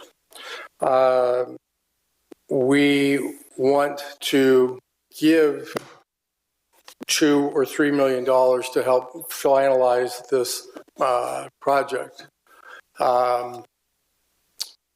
We had a parking program that had 2,000 people conservatively a day in downtown that actually contributed revenue by supporting our downtown businesses, considerable amount of revenue. We decided to loan that project $1 million and got repaid by parking fees and fines. It wasn't a gimme. It was a strategic move by this city council to implement paid parking. I think we need to put our creative hats on and figure out a way to, if the city has money in reserves, to lend the money to build. If they need $3 million to build, we lent $1 million to build parking. Why don't we lend pickleball $3 million and figure out a way to get that money paid back? More people pay for parking and use downtown parking. We didn't have any problem charging them, but we want to give $3 million to construct a pickleball. I have a problem with that. If we defer this and we figure out how to build all of the other improvements that are needed, the parking, the restrooms, the retention ponds, the picnic tables, all of that, we do that in conjunction with the overall reconfiguration of Sherwood Park. I think that would be a better time to do that. Today might not be that day. We're struggling. The federal government is broke, the state of California is broke, and now we just heard this week the county is broke. I think Paso needs to be really careful with how we spend our money. The ARP money for the bridge is not going to go away. It's committed. It will still be there when we need to spend it next year. So I don't think we can use that as an excuse to spend that money today. I think we have 4 courts coming online. We heard about 2 more courts, I think 4 more courts besides that from Mr. Strong. Perhaps that is the way to continue to augment this courts that we have. If we can build projects with $1 million, we can build just the courts right now, that might be a way to look at it. I know that doesn't sit well because it's a redesign, but building this in phases, I think that certainly deserves someone to take a look at that. I would certainly want to conserve the money and allocate the money for the bridge. I want to save that and leave that with the bridge. I think that's vital. If that is that's going to generate revenue for the city if that complex, and that's an if, I understand that, when that comes on. But I think that's something to, a huge consideration that can't be taken too lightly. Thank you. Okay. Councilor Gregory, did you? I was going to say mine, then you can go ahead and make your motion if you'd like to do that. I think, again, I'm thinking back from the 60s now when the airfield was Sherwood Airfield. And, you know, the runways are still out there and how that whole area has evolved. And, you know, the fact that Sherwood Park has been there for so many years, it definitely needs to be redone. And we do have a master plan to make that happen. But, you know, with the cost of things, you can only do it in sections, in part.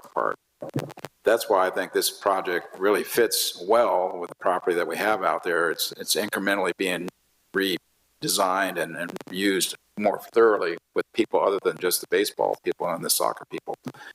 Again, I think it's personally a great project. It all has to do with money, obviously, but you know, I will say too that my Cal Poly roommate's wife came from Florida, which again, they're my age in the 70s, and these people are playing pickleball every day. So she actually went over there and found some of your friends to play with. And so I do know the fact that people in this sport do seek out these locations and want to make friends and want to get energized with who these people are in that particular region. So, and all together you have these tournaments too that bring many people to the whole area and support, you know, the hoteliers and that money that comes in. Again, it's a vibrant kind of a community that pickleball adds to Paso Robles' amenity.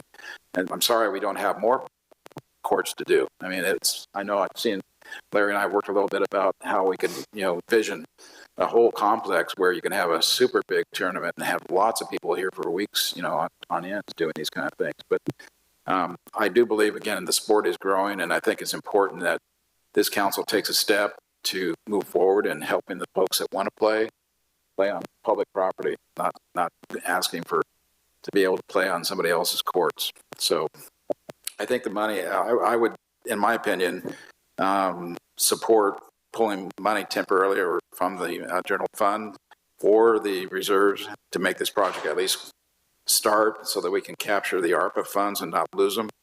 So from there, Councilor Berger, if you want to make a motion on something like this. Yeah, before I make the motion, I'd also like to point something else out. Guess where all our development's going in right now is on the east side. Here's Sherwood Park, is probably the largest park over there. And we don't have adequate bathrooms. We don't have the adequate support for all the sports that we're doing. So the growth is going that way. So that the funding for this is pickleball, and it's for the parks and for the people coming into our town over there.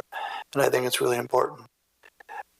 I'm going to go ahead and make this motion, but the funding, if we use the ARPA funding for this project, it's our responsibility as a council to pay that money back with Ryan's expertise and making sure we get extra surplus funds every year. But it's really a focus we can focus on, because before we need that funding, it's going to be a year. I don't know how long it's going to be. But so with that, I'm going to go ahead and make a motion. I move that number one, right? Frida?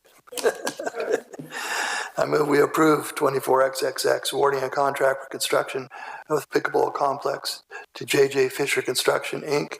in the amount of $3,279,897 and authorize the city manager to execute the contract subject to any minor technical or non-substantive changes as approved by the city manager and the city attorney. So this will be a two motion. I'll posture on this. And I'll second that Elizabeth. motion. Okay, so we have a motion by Gregory, second by Strong. This will be in two motions, though. What, Elizabeth, won't it?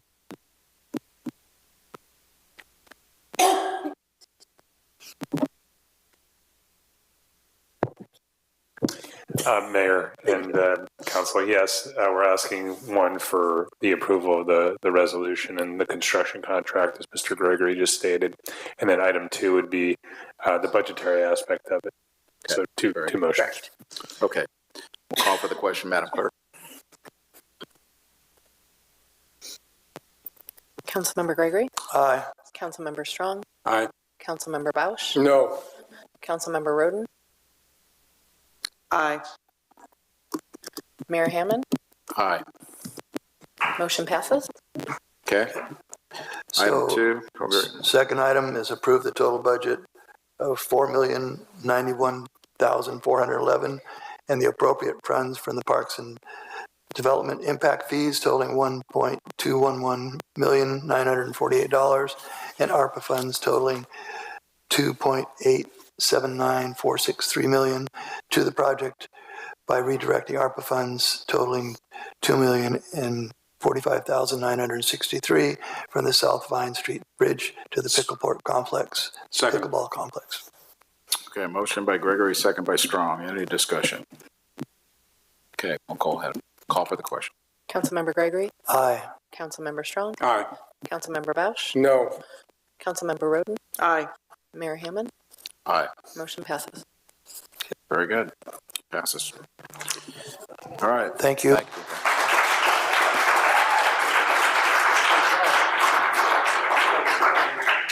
I'm sorry. Double standard. Clapping. I know. Are we good? Anybody want to take a break? No. I'm good to go. Yeah. Okay. All right, we'll move on for item 4. What? You want me to hold for a bit? Yeah, we'll take a minute here for Councilman Gregory. Just for you.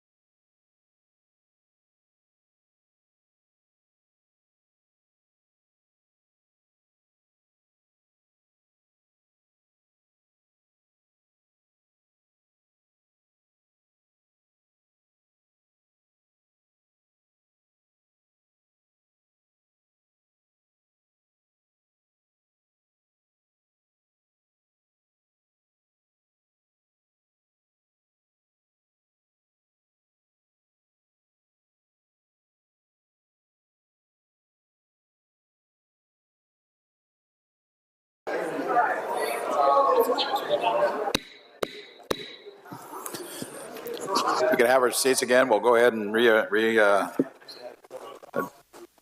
it back to item 4. This is where the item's going to be approval of landfill tipping fees adjustment. Adam Spalding will have the report.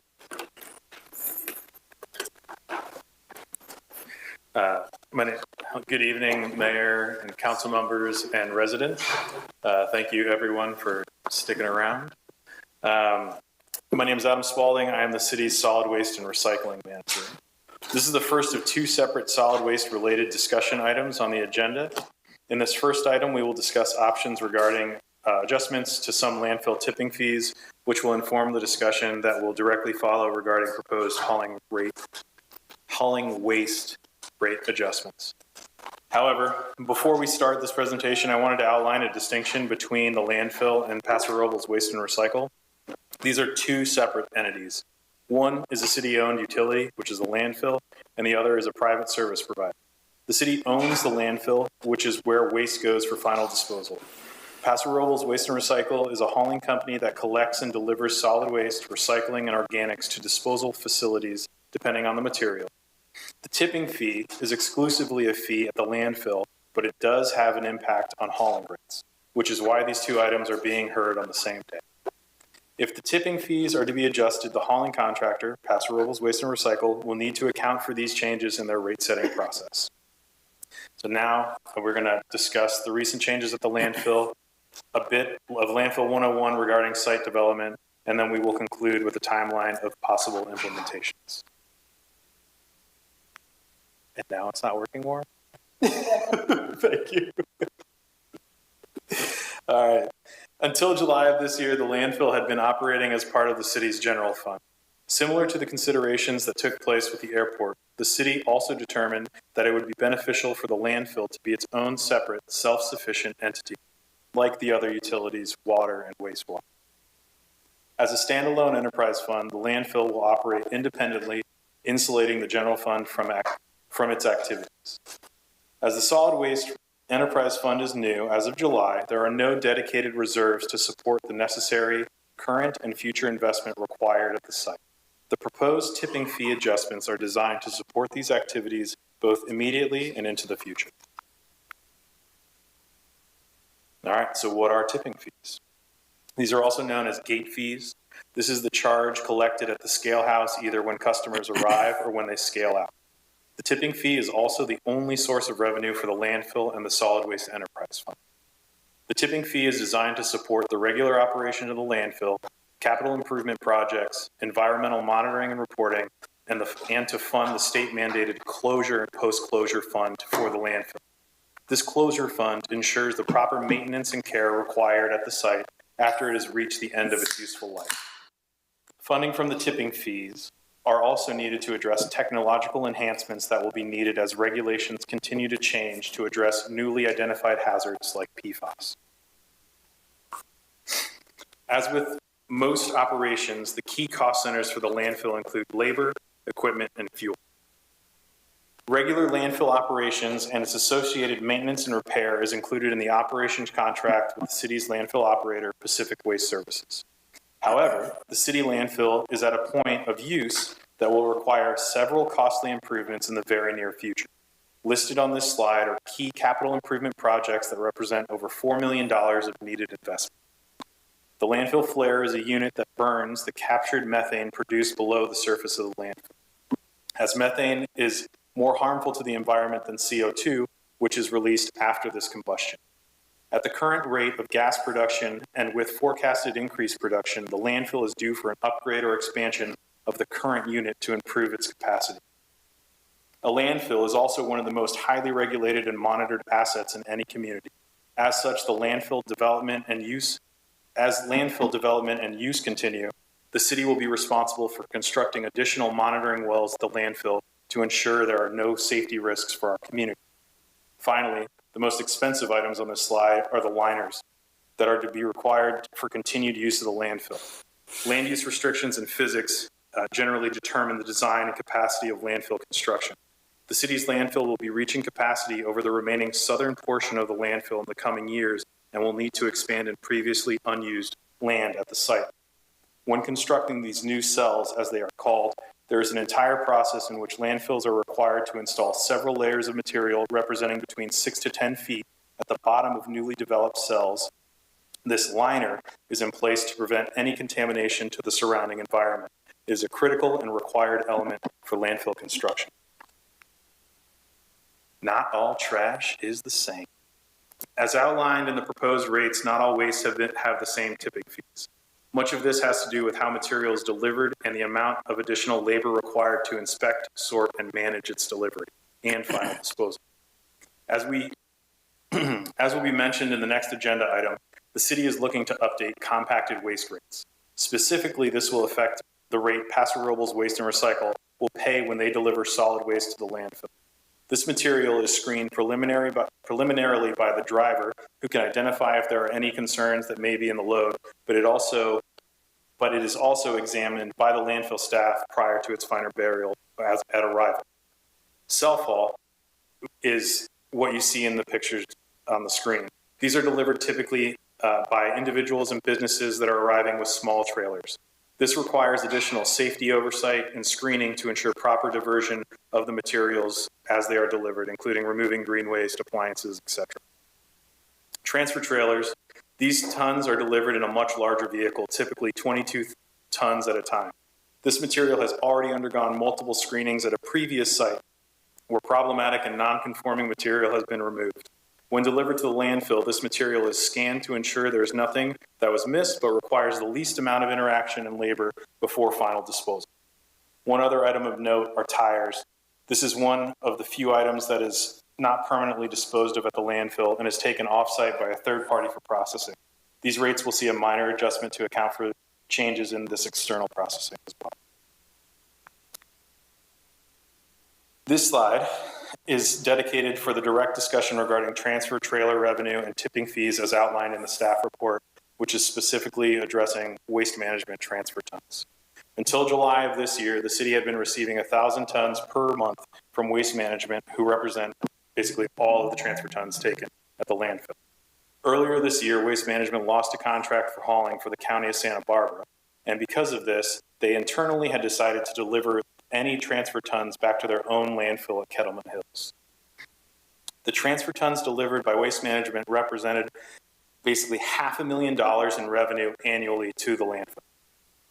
In the city's discussion with waste management, it was discovered that if the landfill would consider lowering its tipping fees to $39.50, waste management would be able to once again deliver those tons back to the city's landfill. The current operational processing rate for transfer tons at the landfill is $34.31. This still has $5.19 lower than the new proposed transfer ton rate. Securing these tons would allow the landfill to generate $474,000 annually, helping to support landfill operations and helping to maintain the lowest possible rate for the city's ratepayers. Failure to resecure these tons would create upward pressure on all other rates, which would then see dramatic rate increases or fee increases. On the slide, you see the proposed rates as outlined in the staff report and the resolution. The compacted rate is currently listed at $53 per ton, and we would be asking to move that to $58 per ton. In actuality, the amount that is being charged to Paso Robles Waste and Recycle is $51 per ton because the last tipping fee adjustment happened after they had already negotiated their last rates. So their contract only adjusts their actual rate at the landfill when their new rates are approved, which is another reason why we're doing this at the same time. The compacted rate of $58 per ton is still $4 less than the next lowest competitor in SLO County. So there is still a bargain there for compacted refuse. The transfer tons are discussed. The current tipping fee is $43 per ton. The proposed tipping fee is $39.50 per ton, and the actual operational disposal fee that we internalize is $34.31 per ton to process that.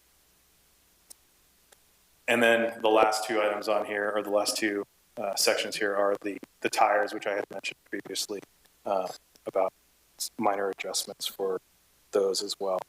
I also must want to mention that these fees were adjusted in an effort to least impact our ratepayers. The city is looking to recover enough funding to support landfill activities, but has specifically designed this proposal to be as lean and cost effective as possible. So where are we in terms of a timeline? Prior to this meeting, the city and contractor got together to discuss anticipated capital improvements, necessary upgrades, et cetera, at the landfill, which are included in the package that was delivered to council. From there, we developed a proposed rate adjustment that would include all of the anticipated fees and needs at the landfill. So today, what we were asking for is approval of the adjusted tipping fees as presented to council. If that is approved, the next steps would be to notify customers at the landfill of the proposed changes. They would be posted at the landfill. It would be updated on the city's website. We could even post it in our fancy new monitors in the lobby. And then our contractor would also send out mailing to the customers for the landfill. This would not be in effect until January of 2025, so there's plenty of time to get the news out about those changes. And then after it's approved, if it is approved, and after these revenues are newly coming into the city, we'll be able to save for current and future landfills. I'm happy to take questions. Okay, thank you, Adam. Questions of Adam on this? Start up with Sharon.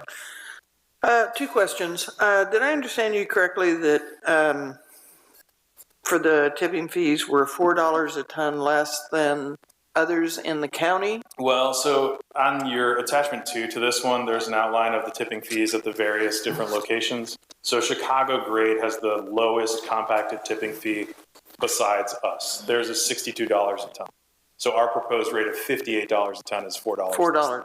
Yeah. And all the rest of them are even more than that. Yeah, Cold Canyon's 90, Santa Maria's 90, Lompoc's 100, and Waste Management's quite a 63. bit. Yeah, so when we're adjusting these rates, we're not trying to play a game with the market, right? We're not charging a market rate. We're charging a rate that as a public entity, we're able to do because we're not looking for a profit. That's not in our structure. And so we want to make sure that we're keeping this as lean and as compact and effective as possible. And the Waste Management, the reduction in their rate, do we have a contract for a certain amount of years for that? No, that's... so it could end tomorrow? It could end tomorrow, correct. If it ends tomorrow, there would be basically no change, right? So at 500, right now we're looking at not getting any tons and not receiving $500,000.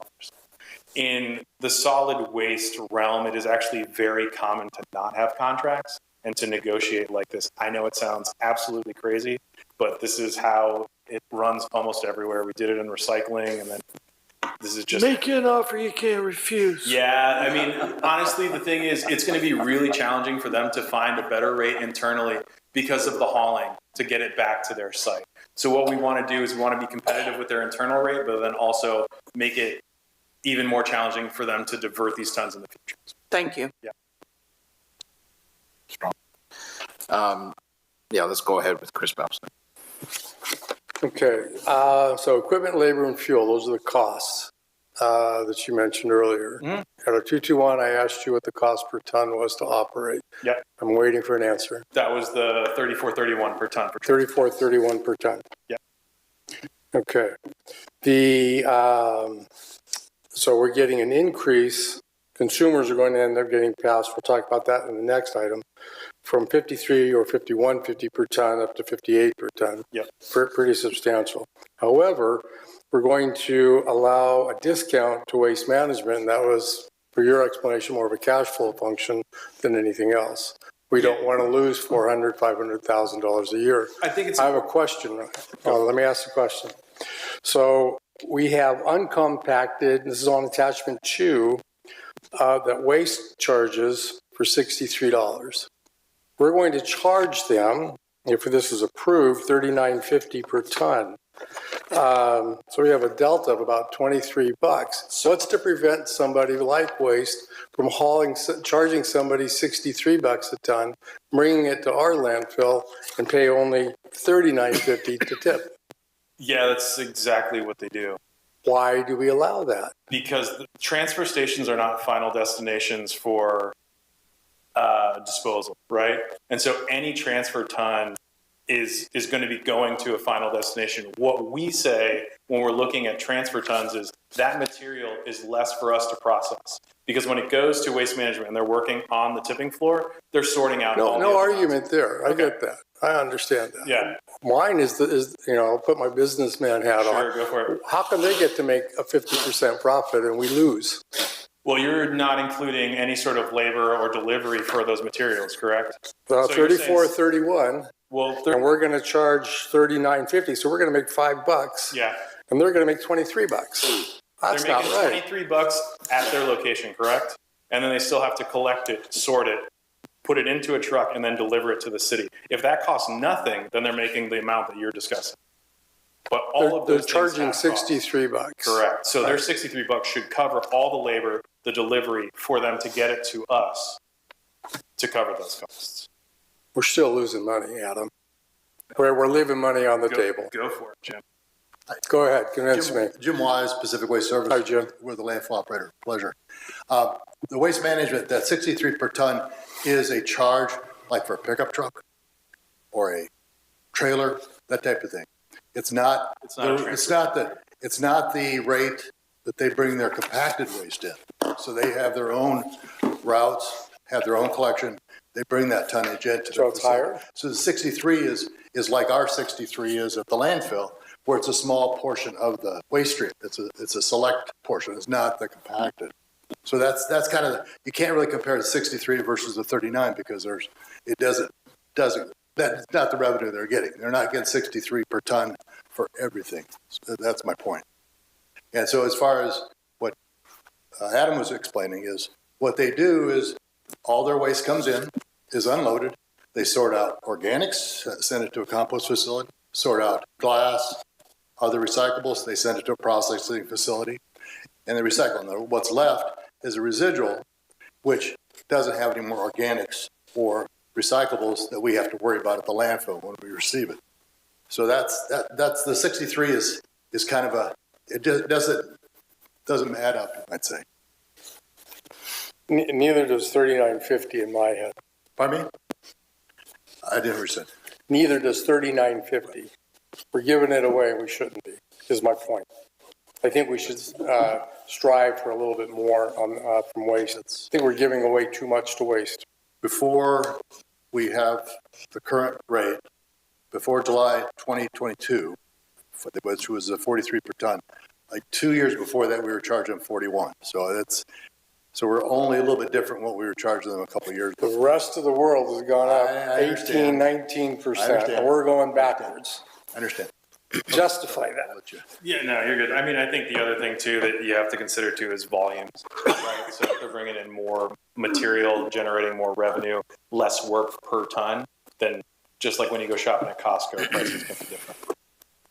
Different apples and oranges. Sorry, not buying that one. That's fine. Pro Tem Gregory. Yeah, I have a question on your See expansion. what Christopher has to say. Go ahead, Christopher. Without the reduction in the transfer trailer, we'll get no revenue. That will then in turn put more pressure. We weren't getting any revenue. They're the only ones who are hauling those transfer loads to us. So without a reduction, the revenue coming in will be zero. That will put more pressure on the other waste streams. So this is an attempt to bring in more revenue into our landfill to help reduce the burden on our ratepayers. That's what we said at the 221. I'm still trying to figure out how that's valid. Good. Chris, you need to go down to the sorting yard on Templeton and see what they do, what they spend to do it. My partners have that business. Okay. All right. So my question's about something different. So on your future slide, you showed 2 different liners. After those are completed, what kind of length will those last our city? There's actually even 2 more liners after that. So in the projection, this goes to year 2029. Right. And then there's also 2 more cells that we're going to have to build after that. I'll probably have to When you're building out a landfill, right, you have to build out new cells. Right. In order to build up on top of the first cell that you build, you also need to build a parallel cell next to it. So that way they can continue to raise up together. So when you're building this cell and then this cell, you continue to expand so you can keep growing larger. Collectively between the next 51 years is what we got. Okay. And the income from the transfer trailers are critical for the support of the landfill without having to raise prices. Correct. If we do not adjust transfer trailers and we do not transfer trailer tipping fees, and that revenue does not come in, then we will be back here shortly to adjust the tipping fees for everyone. Thank you. Question. Okay, Sharon, go ahead. If you don't have the transfer fees or reduce that and we lose the 500, what are we looking at tipping fees to make up that difference? Across the board, it would be easily at least $12 a ton for everything. But we'd have to evaluate which tons, we'd have to do a calculation, basically, which ones would be the most effective way to adjust that rate. If you were to do a flat fee, it'd be like nearly $13 a ton. More. Okay. And Mr. Bausch, are you saying that the price that they're being given may be acceptable, but if we go up to $45, it would still be acceptable? I'm saying that we're getting an apples and oranges. So what they're asking us to believe is that we need this $39.50 per ton in order to keep operating revenues. What I'm saying is that how many tons is that? Does waste bring in? 12,000. 12,000. So if our costs are reduced by 12,000 times 34.31, our costs go down as well. Well, you're assuming. So, go ahead. Got it. So I asked for a fixed cost and you told me 34.31. So that's the number I'm using. If you have fewer sales in any business operation, you have fixed costs and those go on. In a restaurant, I call those empty plate costs. You put on whatever, the lights, your insurance, all of that before you put any food on the plate. So in this case, we have 12,000 fewer tons per month, per year. Per year. So we won't be able to charge for those, but neither will we pay for those. That's the point I'm trying to make.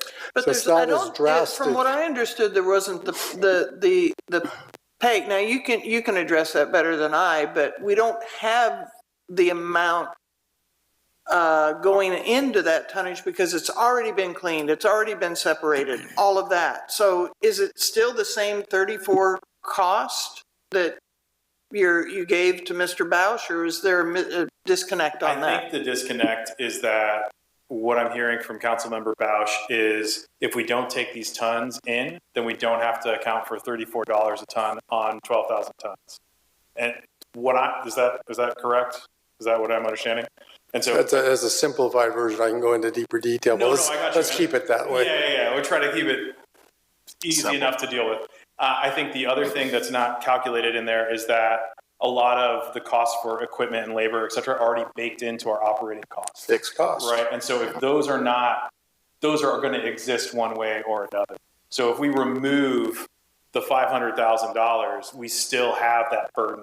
It's just not supported by that revenue. So now you're telling me that it's actually higher than 34.31. Our operational cost to dispose of it is 34.31. Okay. So I understand that you think you're right. I'm looking at this as a manufacturing operation. I'm pretty sure I'm right. I got you. Thank you. Understood. Okay, my question, are you finished, Sharon? My question is keeping the rates low as possible for the rate players. And sure. That's really what it's about. The fact that we want to lower the rate to $39.50 keeps us with income, basically, to do that. However, there's no contract, there's no fixed amount that they're promising to bring to the landfill. It could be gone the next day if they decide not to. Correct? Correct. So what is it the fact that if we want to change that 39.50 to something higher, back to 41, which is where we were.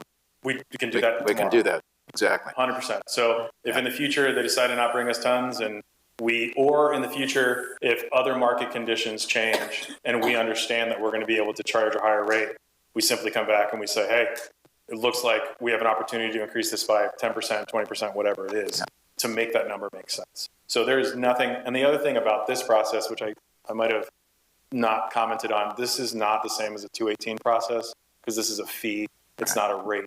And so this is a simple thing where we come before council, we present and we say, marketing conditions have changed. We understand that we're going to be able to charge a higher rate for tipping fees. We're going to capture those tons. We want to capture a higher rate. We come back to you, and then we decide what we want to do. Okay, that answers my question. That's exactly what I want to see. So, okay, everybody finished with questions at this point? Yep. I'll open it up to the public. Anybody wishing to address the council on this item? Seeing none, I'll come on back then for discussion on item 4. Who would like to start? Move approval. Okay, so we have a motion then for Strong to approve the recommendation. Second. That's on, and second by Roden. Any discussion? And the recommendation, just to be clear, is to approve 24XXX, approving the proposed adjustments to landfill tipping fees effective January 1, 2025. Call for the question. Councilmember Strong? Aye. Councilmember Roden? Aye. Councilmember Bausch? No. Councilmember Gregory? Aye. Mayor Hammond? Aye. Motion passes. Okay, 4-1. Thank you. Moving on to 5, similar topic. Receipt of the Paso Robles Waste and Recycling Hauling Rate Study Report and approval to proceed with solid waste hauling rate adjustment. Yeah. Adam? Yep, still me, still here. So just going to introduce Paso Robles Waste and Recycle to update you all on their solid waste study report. This has been filed every 5 years. Paso Waste and Recycle is required to submit a rate study for analysis so we can determine what the next rates look like. These are usually established in 5-year blocks. So that's what this is for, and I will turn it over to Ian. Ian, welcome. Thank you. Good evening, Mayor Hammond and members of the council. My name is Ian Hoover. I serve as general manager for Paso Robles Waste and Recycle, which with the Gomer family leadership has been serving the city, providing premium solid waste services since 1957. As Adam mentioned, in the city of Paso Robles, we set solid waste hauling rates in 5-year blocks. The current rates were adopted in May of 2020. That's an important year. There was a lot going on. When you approved those rates in May of 2020, we used the 2018, the 12/31/2018 audited financials as the base for that study. And as you know, in February and March of 2020, the COVID pandemic set in and created turmoil in our economy and caused nationwide inflation, staffing challenges for businesses nationwide, supply chain issues, and these all drove up the cost of serving the city. Nonetheless, services were provided by the company without any changes in the frequency or quality and without interruption throughout the pandemic.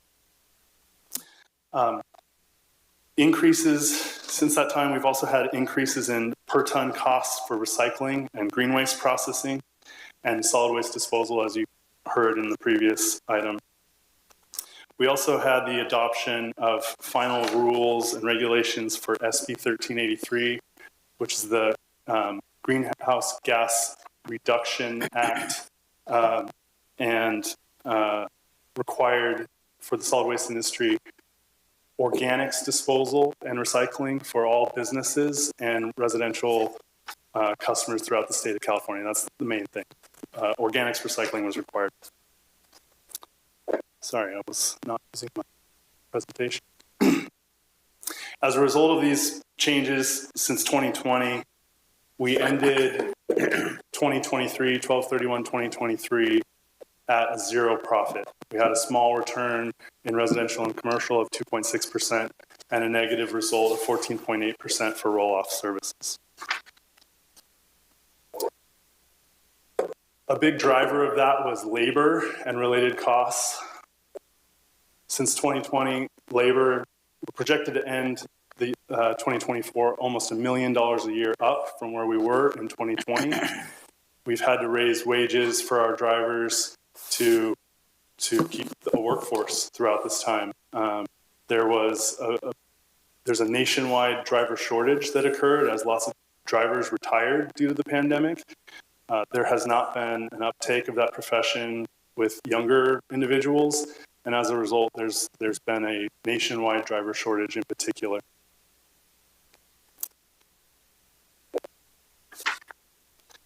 Disposal expense is going up from our effective rate of $51 a ton to $58 a ton, and recycling expense has been the biggest change in terms of material disposal.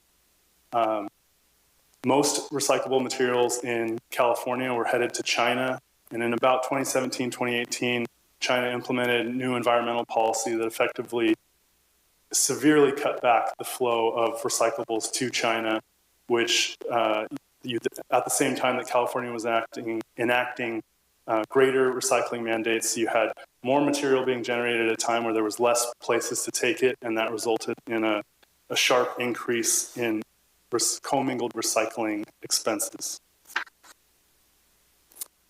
Other expenses that are cost inputs to our business: fuel's up 74%, insurance has gone up 81%, equipment costs have gone up 73%. Equipment, just to give a couple examples, a solid waste, a refuse truck back in 2020 was about $250,000, $250,000, and they're now surpassing $500,000 for that same piece of equipment. Another example, and as far as parts, because I was shocked when I signed the check, an engine ECU, which used to be $1,000, this is like the main computer that controls the engine of these trucks, used to be about $1,000 to replace. They're now up to about $5,000 if you can get them. Tires are up. Equipment maintenance is included in there. That would be the computer I just mentioned. SB 1383 required the city to do a couple things: significantly more reporting and compliance costs, and also, as a result, in trying to create a market for recycled organic material, the state mandated that jurisdictions procure is the word that the state uses, but it's basically bring compost or renewable natural gas back into the jurisdictions and use that material to try to generate demand for it. So one of the things built into this is that we will be supplying, and we budgeted for $60,000 to supply the city with all the compost they need to comply with SB 1383's procurement goals. We've already started doing some of that material hauling. We've been bringing transfer trailers worth of compost to the ball fields around town. I think we've been doing it for 2 seasons now, and we've gotten the city parks department has been using that as a soil amendment on the city's fields. Something that's unique to Paso Robles is we also, for the solid waste hauling contract in Paso Robles, we also provide the street sweeping services to the city and the city public litter container service. We empty those. Street sweeping makes a lot of sense for us to do. It's a similar hours of operation with refuse trucks. We're starting very early in the morning, and similar heavy-duty vehicle, similar maintenance and that sort of thing. So we've been doing the street sweeping, and same with the parks. It makes sense for us to do it. We've got a little rear loader that we run around. Rear loader is a classic garbage truck where you throw the waste in the back and it compacts it. We run that through the parks and service the parks and bus stops and any litter containers in the public for public use. As a result of all these increases, we made a zero return in 2023, and we would need a 11.96. We're requesting 11.96% rate increase for residential and commercial services, as well as a 33.9% increase to the service portion of roll-off services. I want to point out that roll-off rates have not been increased since 2007. And The rate of inflation since then was 52%. So we're asking for 33%. The dollar has devalued by 52%. So we're really providing these services at a lower cost than we were the last time we had a rate adjustment for these services.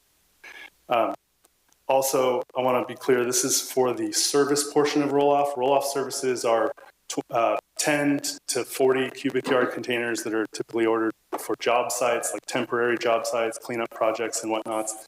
And so the service portion is the cost to deliver that container to the customer and keep it on site and then remove it and take it to the disposal site. This is not the disposal component, which is a separate component of that roll-off service. So when someone orders roll-off, they're paying for the service and transportation as well as the cost of disposal. This is an example of what those increases will look like to the ratepayer. Our most commonly subscribed services for residential are the 40-gallon and the 60-gallon container. So you're looking at a $5.18 to $6.87 increase to those customers. And then commercial, I've shown our top 3 subscribed services, which is the weekly yard and a half service, weekly 3-yard service, and twice weekly 3-yard service. And you see those increases range from about $20 a month, $19.14, to $50.14 per month. On roll-off, those services are billed every time we move the container, or rather every time we take the container to a disposal site. And you can see we're increasing those, like a 20-yard is going from 60, it's increasing 66.10 per occurrence, and the final rate will be $261.08 per occurrence. I wanted to list some of the services that we provide within the city and that are available to customers, just to show, to demonstrate what all is involved in these rates. In a lot of jurisdictions, recycling, particularly for commercial services, recycling and organics are additional fees. Those are all included in our rates. And of course, they're included for residential customers as well. We also provide residential bulky item collection on demand once per year. That differs from a lot of other jurisdictions that will do a cleanup week. In Paso Robles, it's on demand. So at any time once per year, a residential customer can call us and we'll remove 7 bulky items, which would be like a refrigerator. A bulky item would be a refrigerator, a couch, a mattress, a big bundle of junk, boxes, bags, that sort of thing. But just anything that isn't suitable for the typical residential cart collection, we will do 7 items per year at any time on their demand. We do Christmas tree collection. We offer curbside used oil collection. We offer a free recycling drop-off area at our yard. It's a very popular service. If you're moving to town, if you're just cleaning out the garage, you've got a lot of big boxes, you bought a new refrigerator, you don't know what to do with the box, it won't fit in your can, you can bring them to our facility. We take them for free.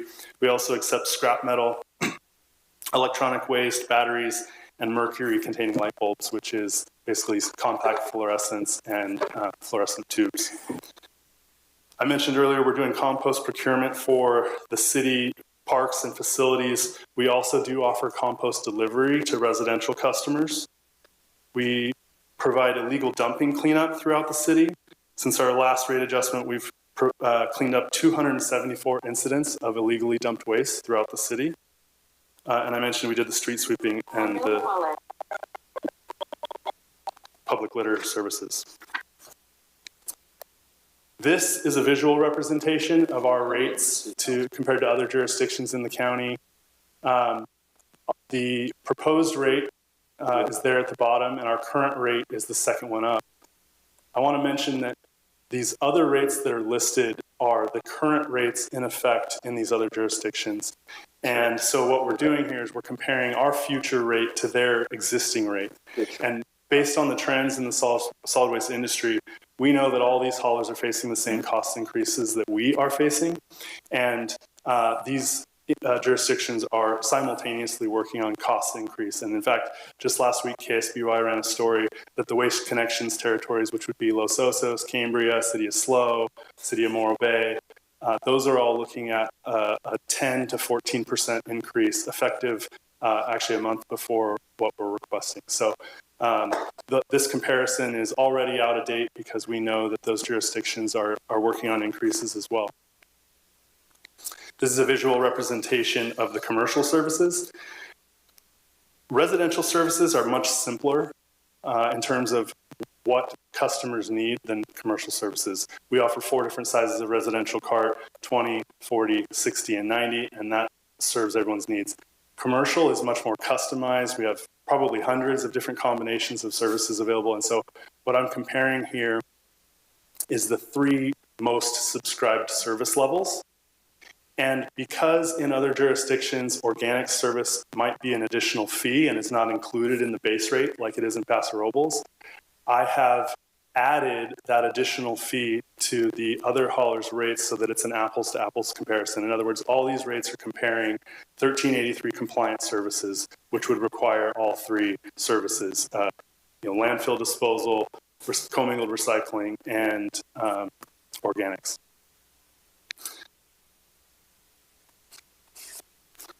This is a comparison of franchised roll-off services near Paso Robles. Franchise roll-off services are less common than franchise residential and commercial services, which is why I've included 2 districts from Monterey County. I want to point out that Templeton CSD is an outlier. That rate is extremely low, and I know that those rates are being offered at a loss, and they are, Waste Management is currently the provider there. They are going to be working on increasing that rate as soon as possible, but that rate is not known yet. I will say, though, that just outside of Templeton CSD, the Waste Management rate is $630 for service and transportation, plus a 14.4% fuel surcharge.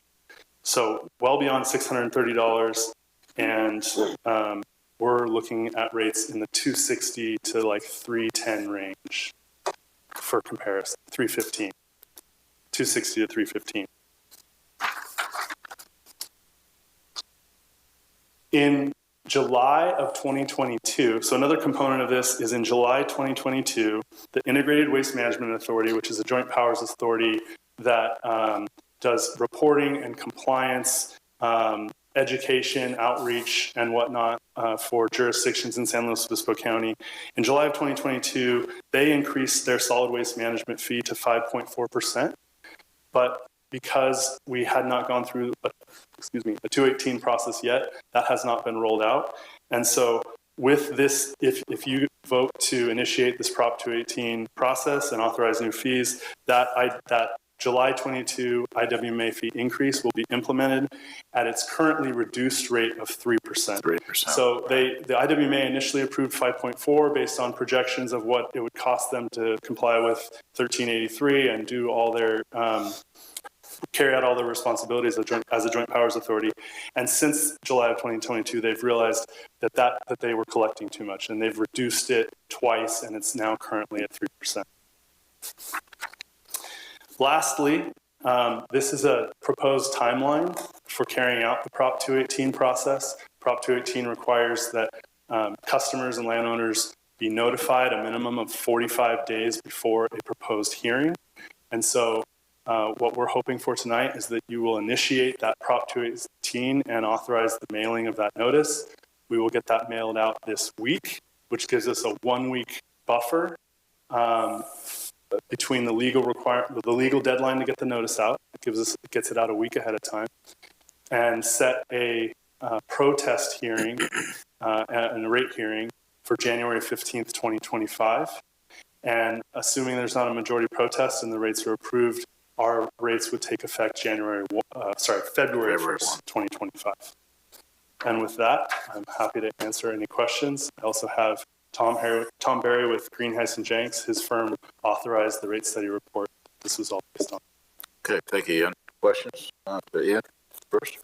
Councilman Bauer. Easy one. I did not know that are roll-off subject to the 218 as well? That is a better question for Ms. Hull. Ms. Hull. chicken. Out of an abundance of caution, we are including it in that process. That makes sense too. Okay. Thanks. Okay. Flanagan. Generally, we include it just to be safe. Thank you. Other questions? We'll open up to the public. Anybody wishing to address the item? Oh, just one more comment about the IWMA fee and the Prop 218 process, if approved. The 218 notice will include the approved rate of 5.4 for the IWMA, even though the effective rate is 3. Anytime on your bill, you will see whatever the effective rate of the IWMA is. So if it's 3% or 2.5 or whatever it is, that will be the rate that you are charged. But to avoid having to do the 218 process in the future, if a rate changes based on IWMA's decision, we're going to incorporate it up to the maximum level. Yeah, I was going to be seeing the effective rate. I was going to mention that in my comments, Adam, but yeah, I sit on that board and it's up to 5.4. Last year we brought it down to 4. Now we brought it down to 3. And I've never really seen a public agency reduce rates, but that's what we're doing. Yeah, and I think also just a history there for everyone who's not familiar with it. The rates went up after the county left the IWMA. Yes. And since their return, we've been able to lower those rates. And so it's not anticipated, you would know more than I do sitting on that board, but it's not anticipated that the rates would be dramatically increased in the way that they have been previously. Yep, exactly. Okay. No one else from the public? Didn't see anybody jump out?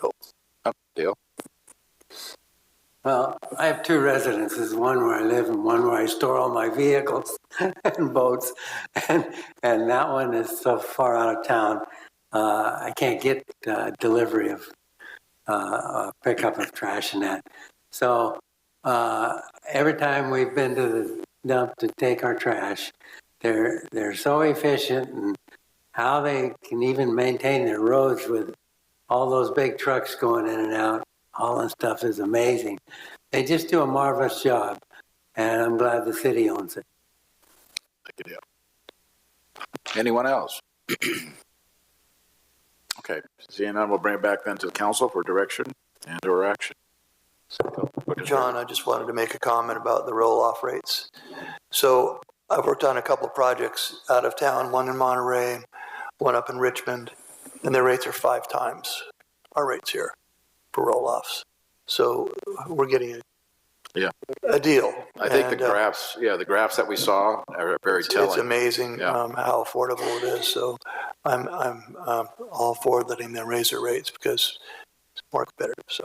Well, again, just the fact that what you guys do for the whole town and everything that Paso Waste does for us is very good. So be keeping you whole and keeping you in the black is important.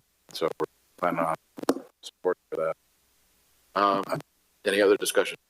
I was just going to make a motion to approve Resolution 24XXX to commence the Proposition 218 process for solid waste hauling rate adjustments as proposed by PR Waste and Recycle in the solid waste services rate study.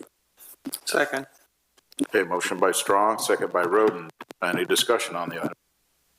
Okay, Madam Clerk. Councilmember Strong? Aye. Councilmember Roden? Aye. Councilmember Bouch? Aye. Councilmember Gregory? Aye. Mayor Hammond? Aye. Motion passes unanimously. Very good. Good luck. Thank you for what you do. Thank you. All right, moving on. We have interim city manager report.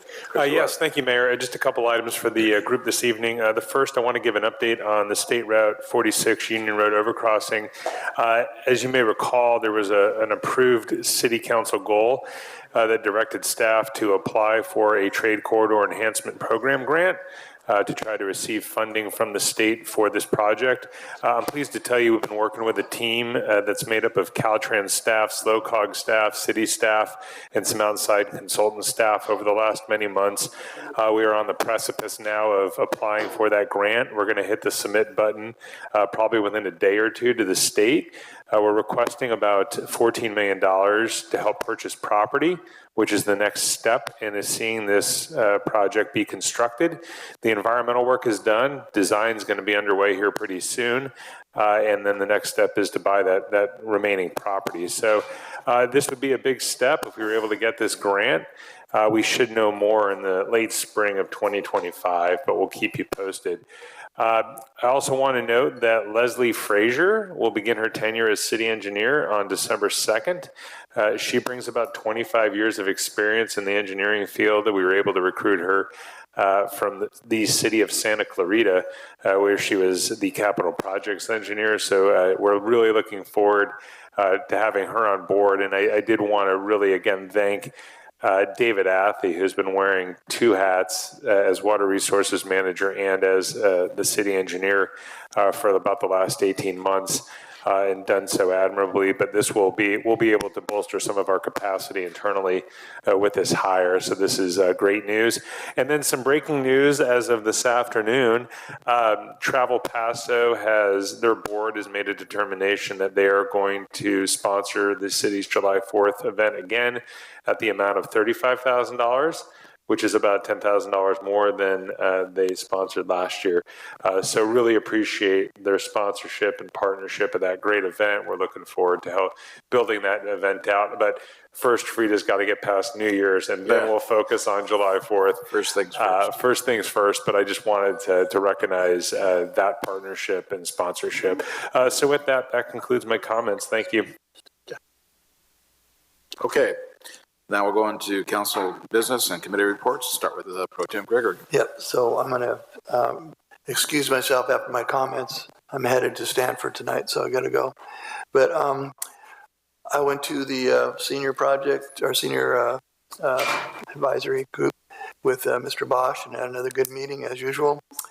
One unusual thing I did in the last couple weeks is I helped host the meeting for LAFCO for the Dana Hills project.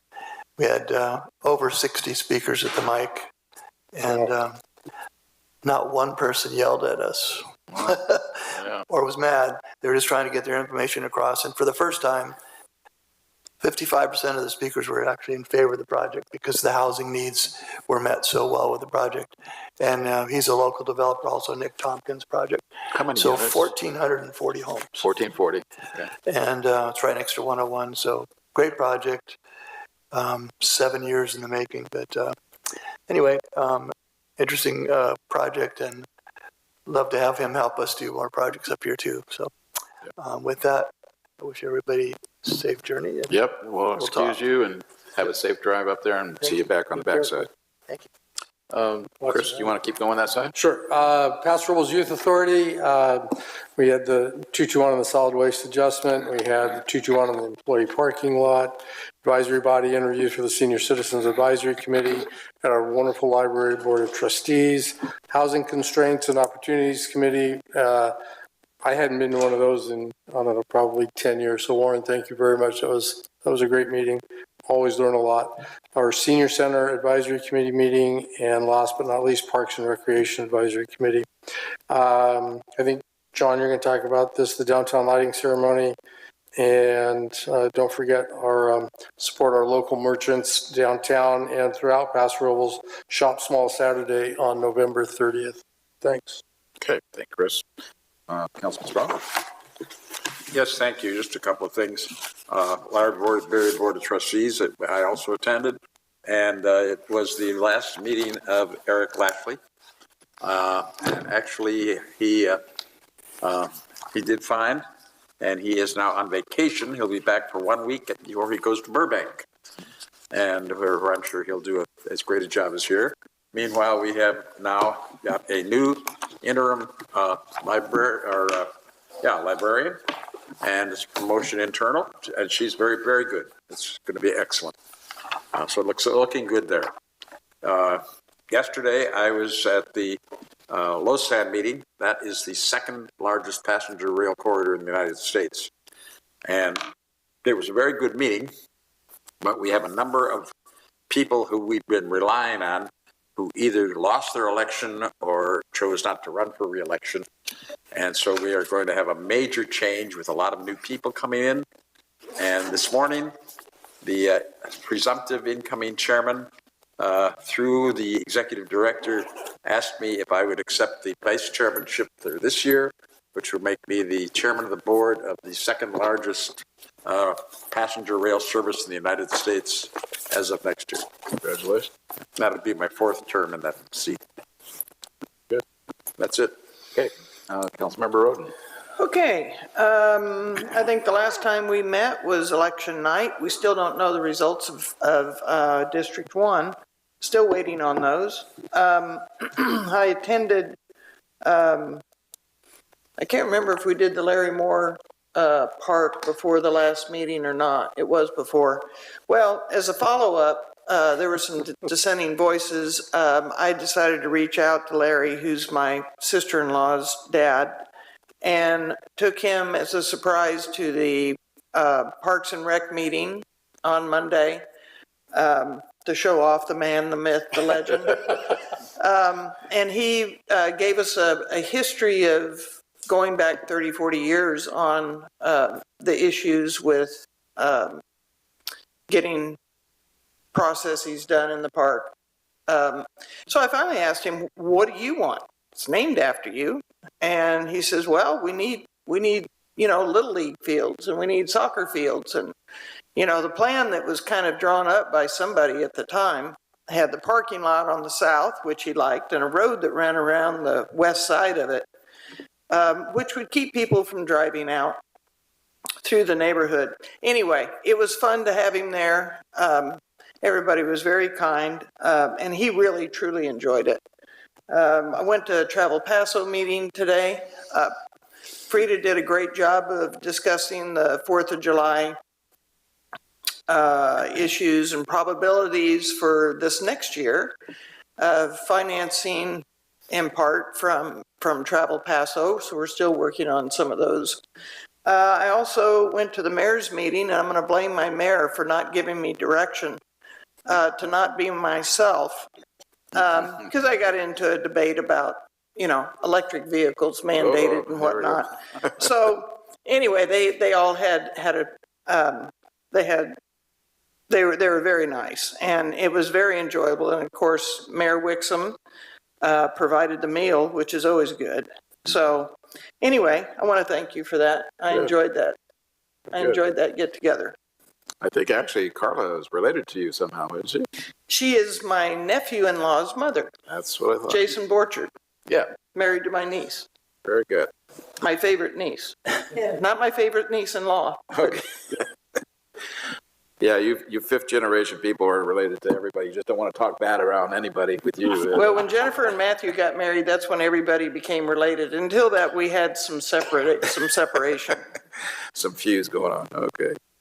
All right, so I had a few things going on. It was really interesting. After our last meeting, I was able to be invited out to the Camp Roberts airfield, which is on the east side of the river there, little known airfield. And Mark Scandalis and I went out, saw a C-17. Where anybody knows what a C-17 is, that's our new 4-engine transport that is loaded over, I guess, 800,000 pounds.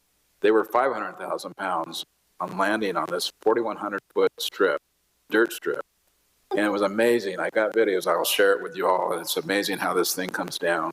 They had actually two of them. There's an air base down at Riverside area that actually, believe it or not, is the 452nd bomb group. They took the name of my dad's bomber group during World War II, and they're the 452nd Transport Group now. But anyway, two of those came up, and with two pilots each. So they made three different landings with different people, and takeoff and landings basically with different pilots. And it was amazing to see the amount of horsepower that thing generates and be able to get off in a short distance on a dirt field. It's just amazing what I saw. Anyway, what's interesting about this whole complex, that's the first time they've had that much weight land here, and that gives them another opportunity to bring in equipment, materials, people. If for some reason we were down or other areas were down, they have another airfield to bring that kind of an aircraft in, which was it was like an experiment, and they're very happy with the results. After that, I went to the Mexican consulate. They were up at Oak Park for 2 days, met with the Mexican consulate and their staff. And then we also did, of course, the Veterans Day up at the cemetery, did the integrated waste management that we just talked about last week also. And the other thing was, of course, thank you very much for doing the mayor's meeting. But Marjorie had surgery Saturday. I couldn't take that one. And Friday at Morro Bay. So thank you for doing the mayor's meeting. And I think, you know, with all those people around, they got to know a little more about who Sharon Roden is. So that's good. All right. Well, thank you for doing that, Sharon. Upcoming events. We have Supplemental Sales Tax Oversight Committee meeting November 20 at 5:30. Paso Robles Planning Commission meeting November 26 at 6:30. City facilities are going to be closed in observance of Thanksgiving holiday November 28th. That's a Thursday, of course. And they'll be closed on the 29th, the next day too. Okay. Downtown lighting ceremony is going to be that Friday after Thanksgiving. I expect everybody to see down at the park, at the gazebo, ready to sing. I'll be ready to pantomime. And then we have the Paso Robles City Council meeting starting here again December 3rd, first Tuesday in December at 6:30. So that's all I had. Anybody else have anything more to add at this point? Okay, we'll go ahead and then make an adjournment. So, can you make a motion? So move. Second. Strong on motion, second by Bausch. All in favor? Aye. Aye. We're adjourned.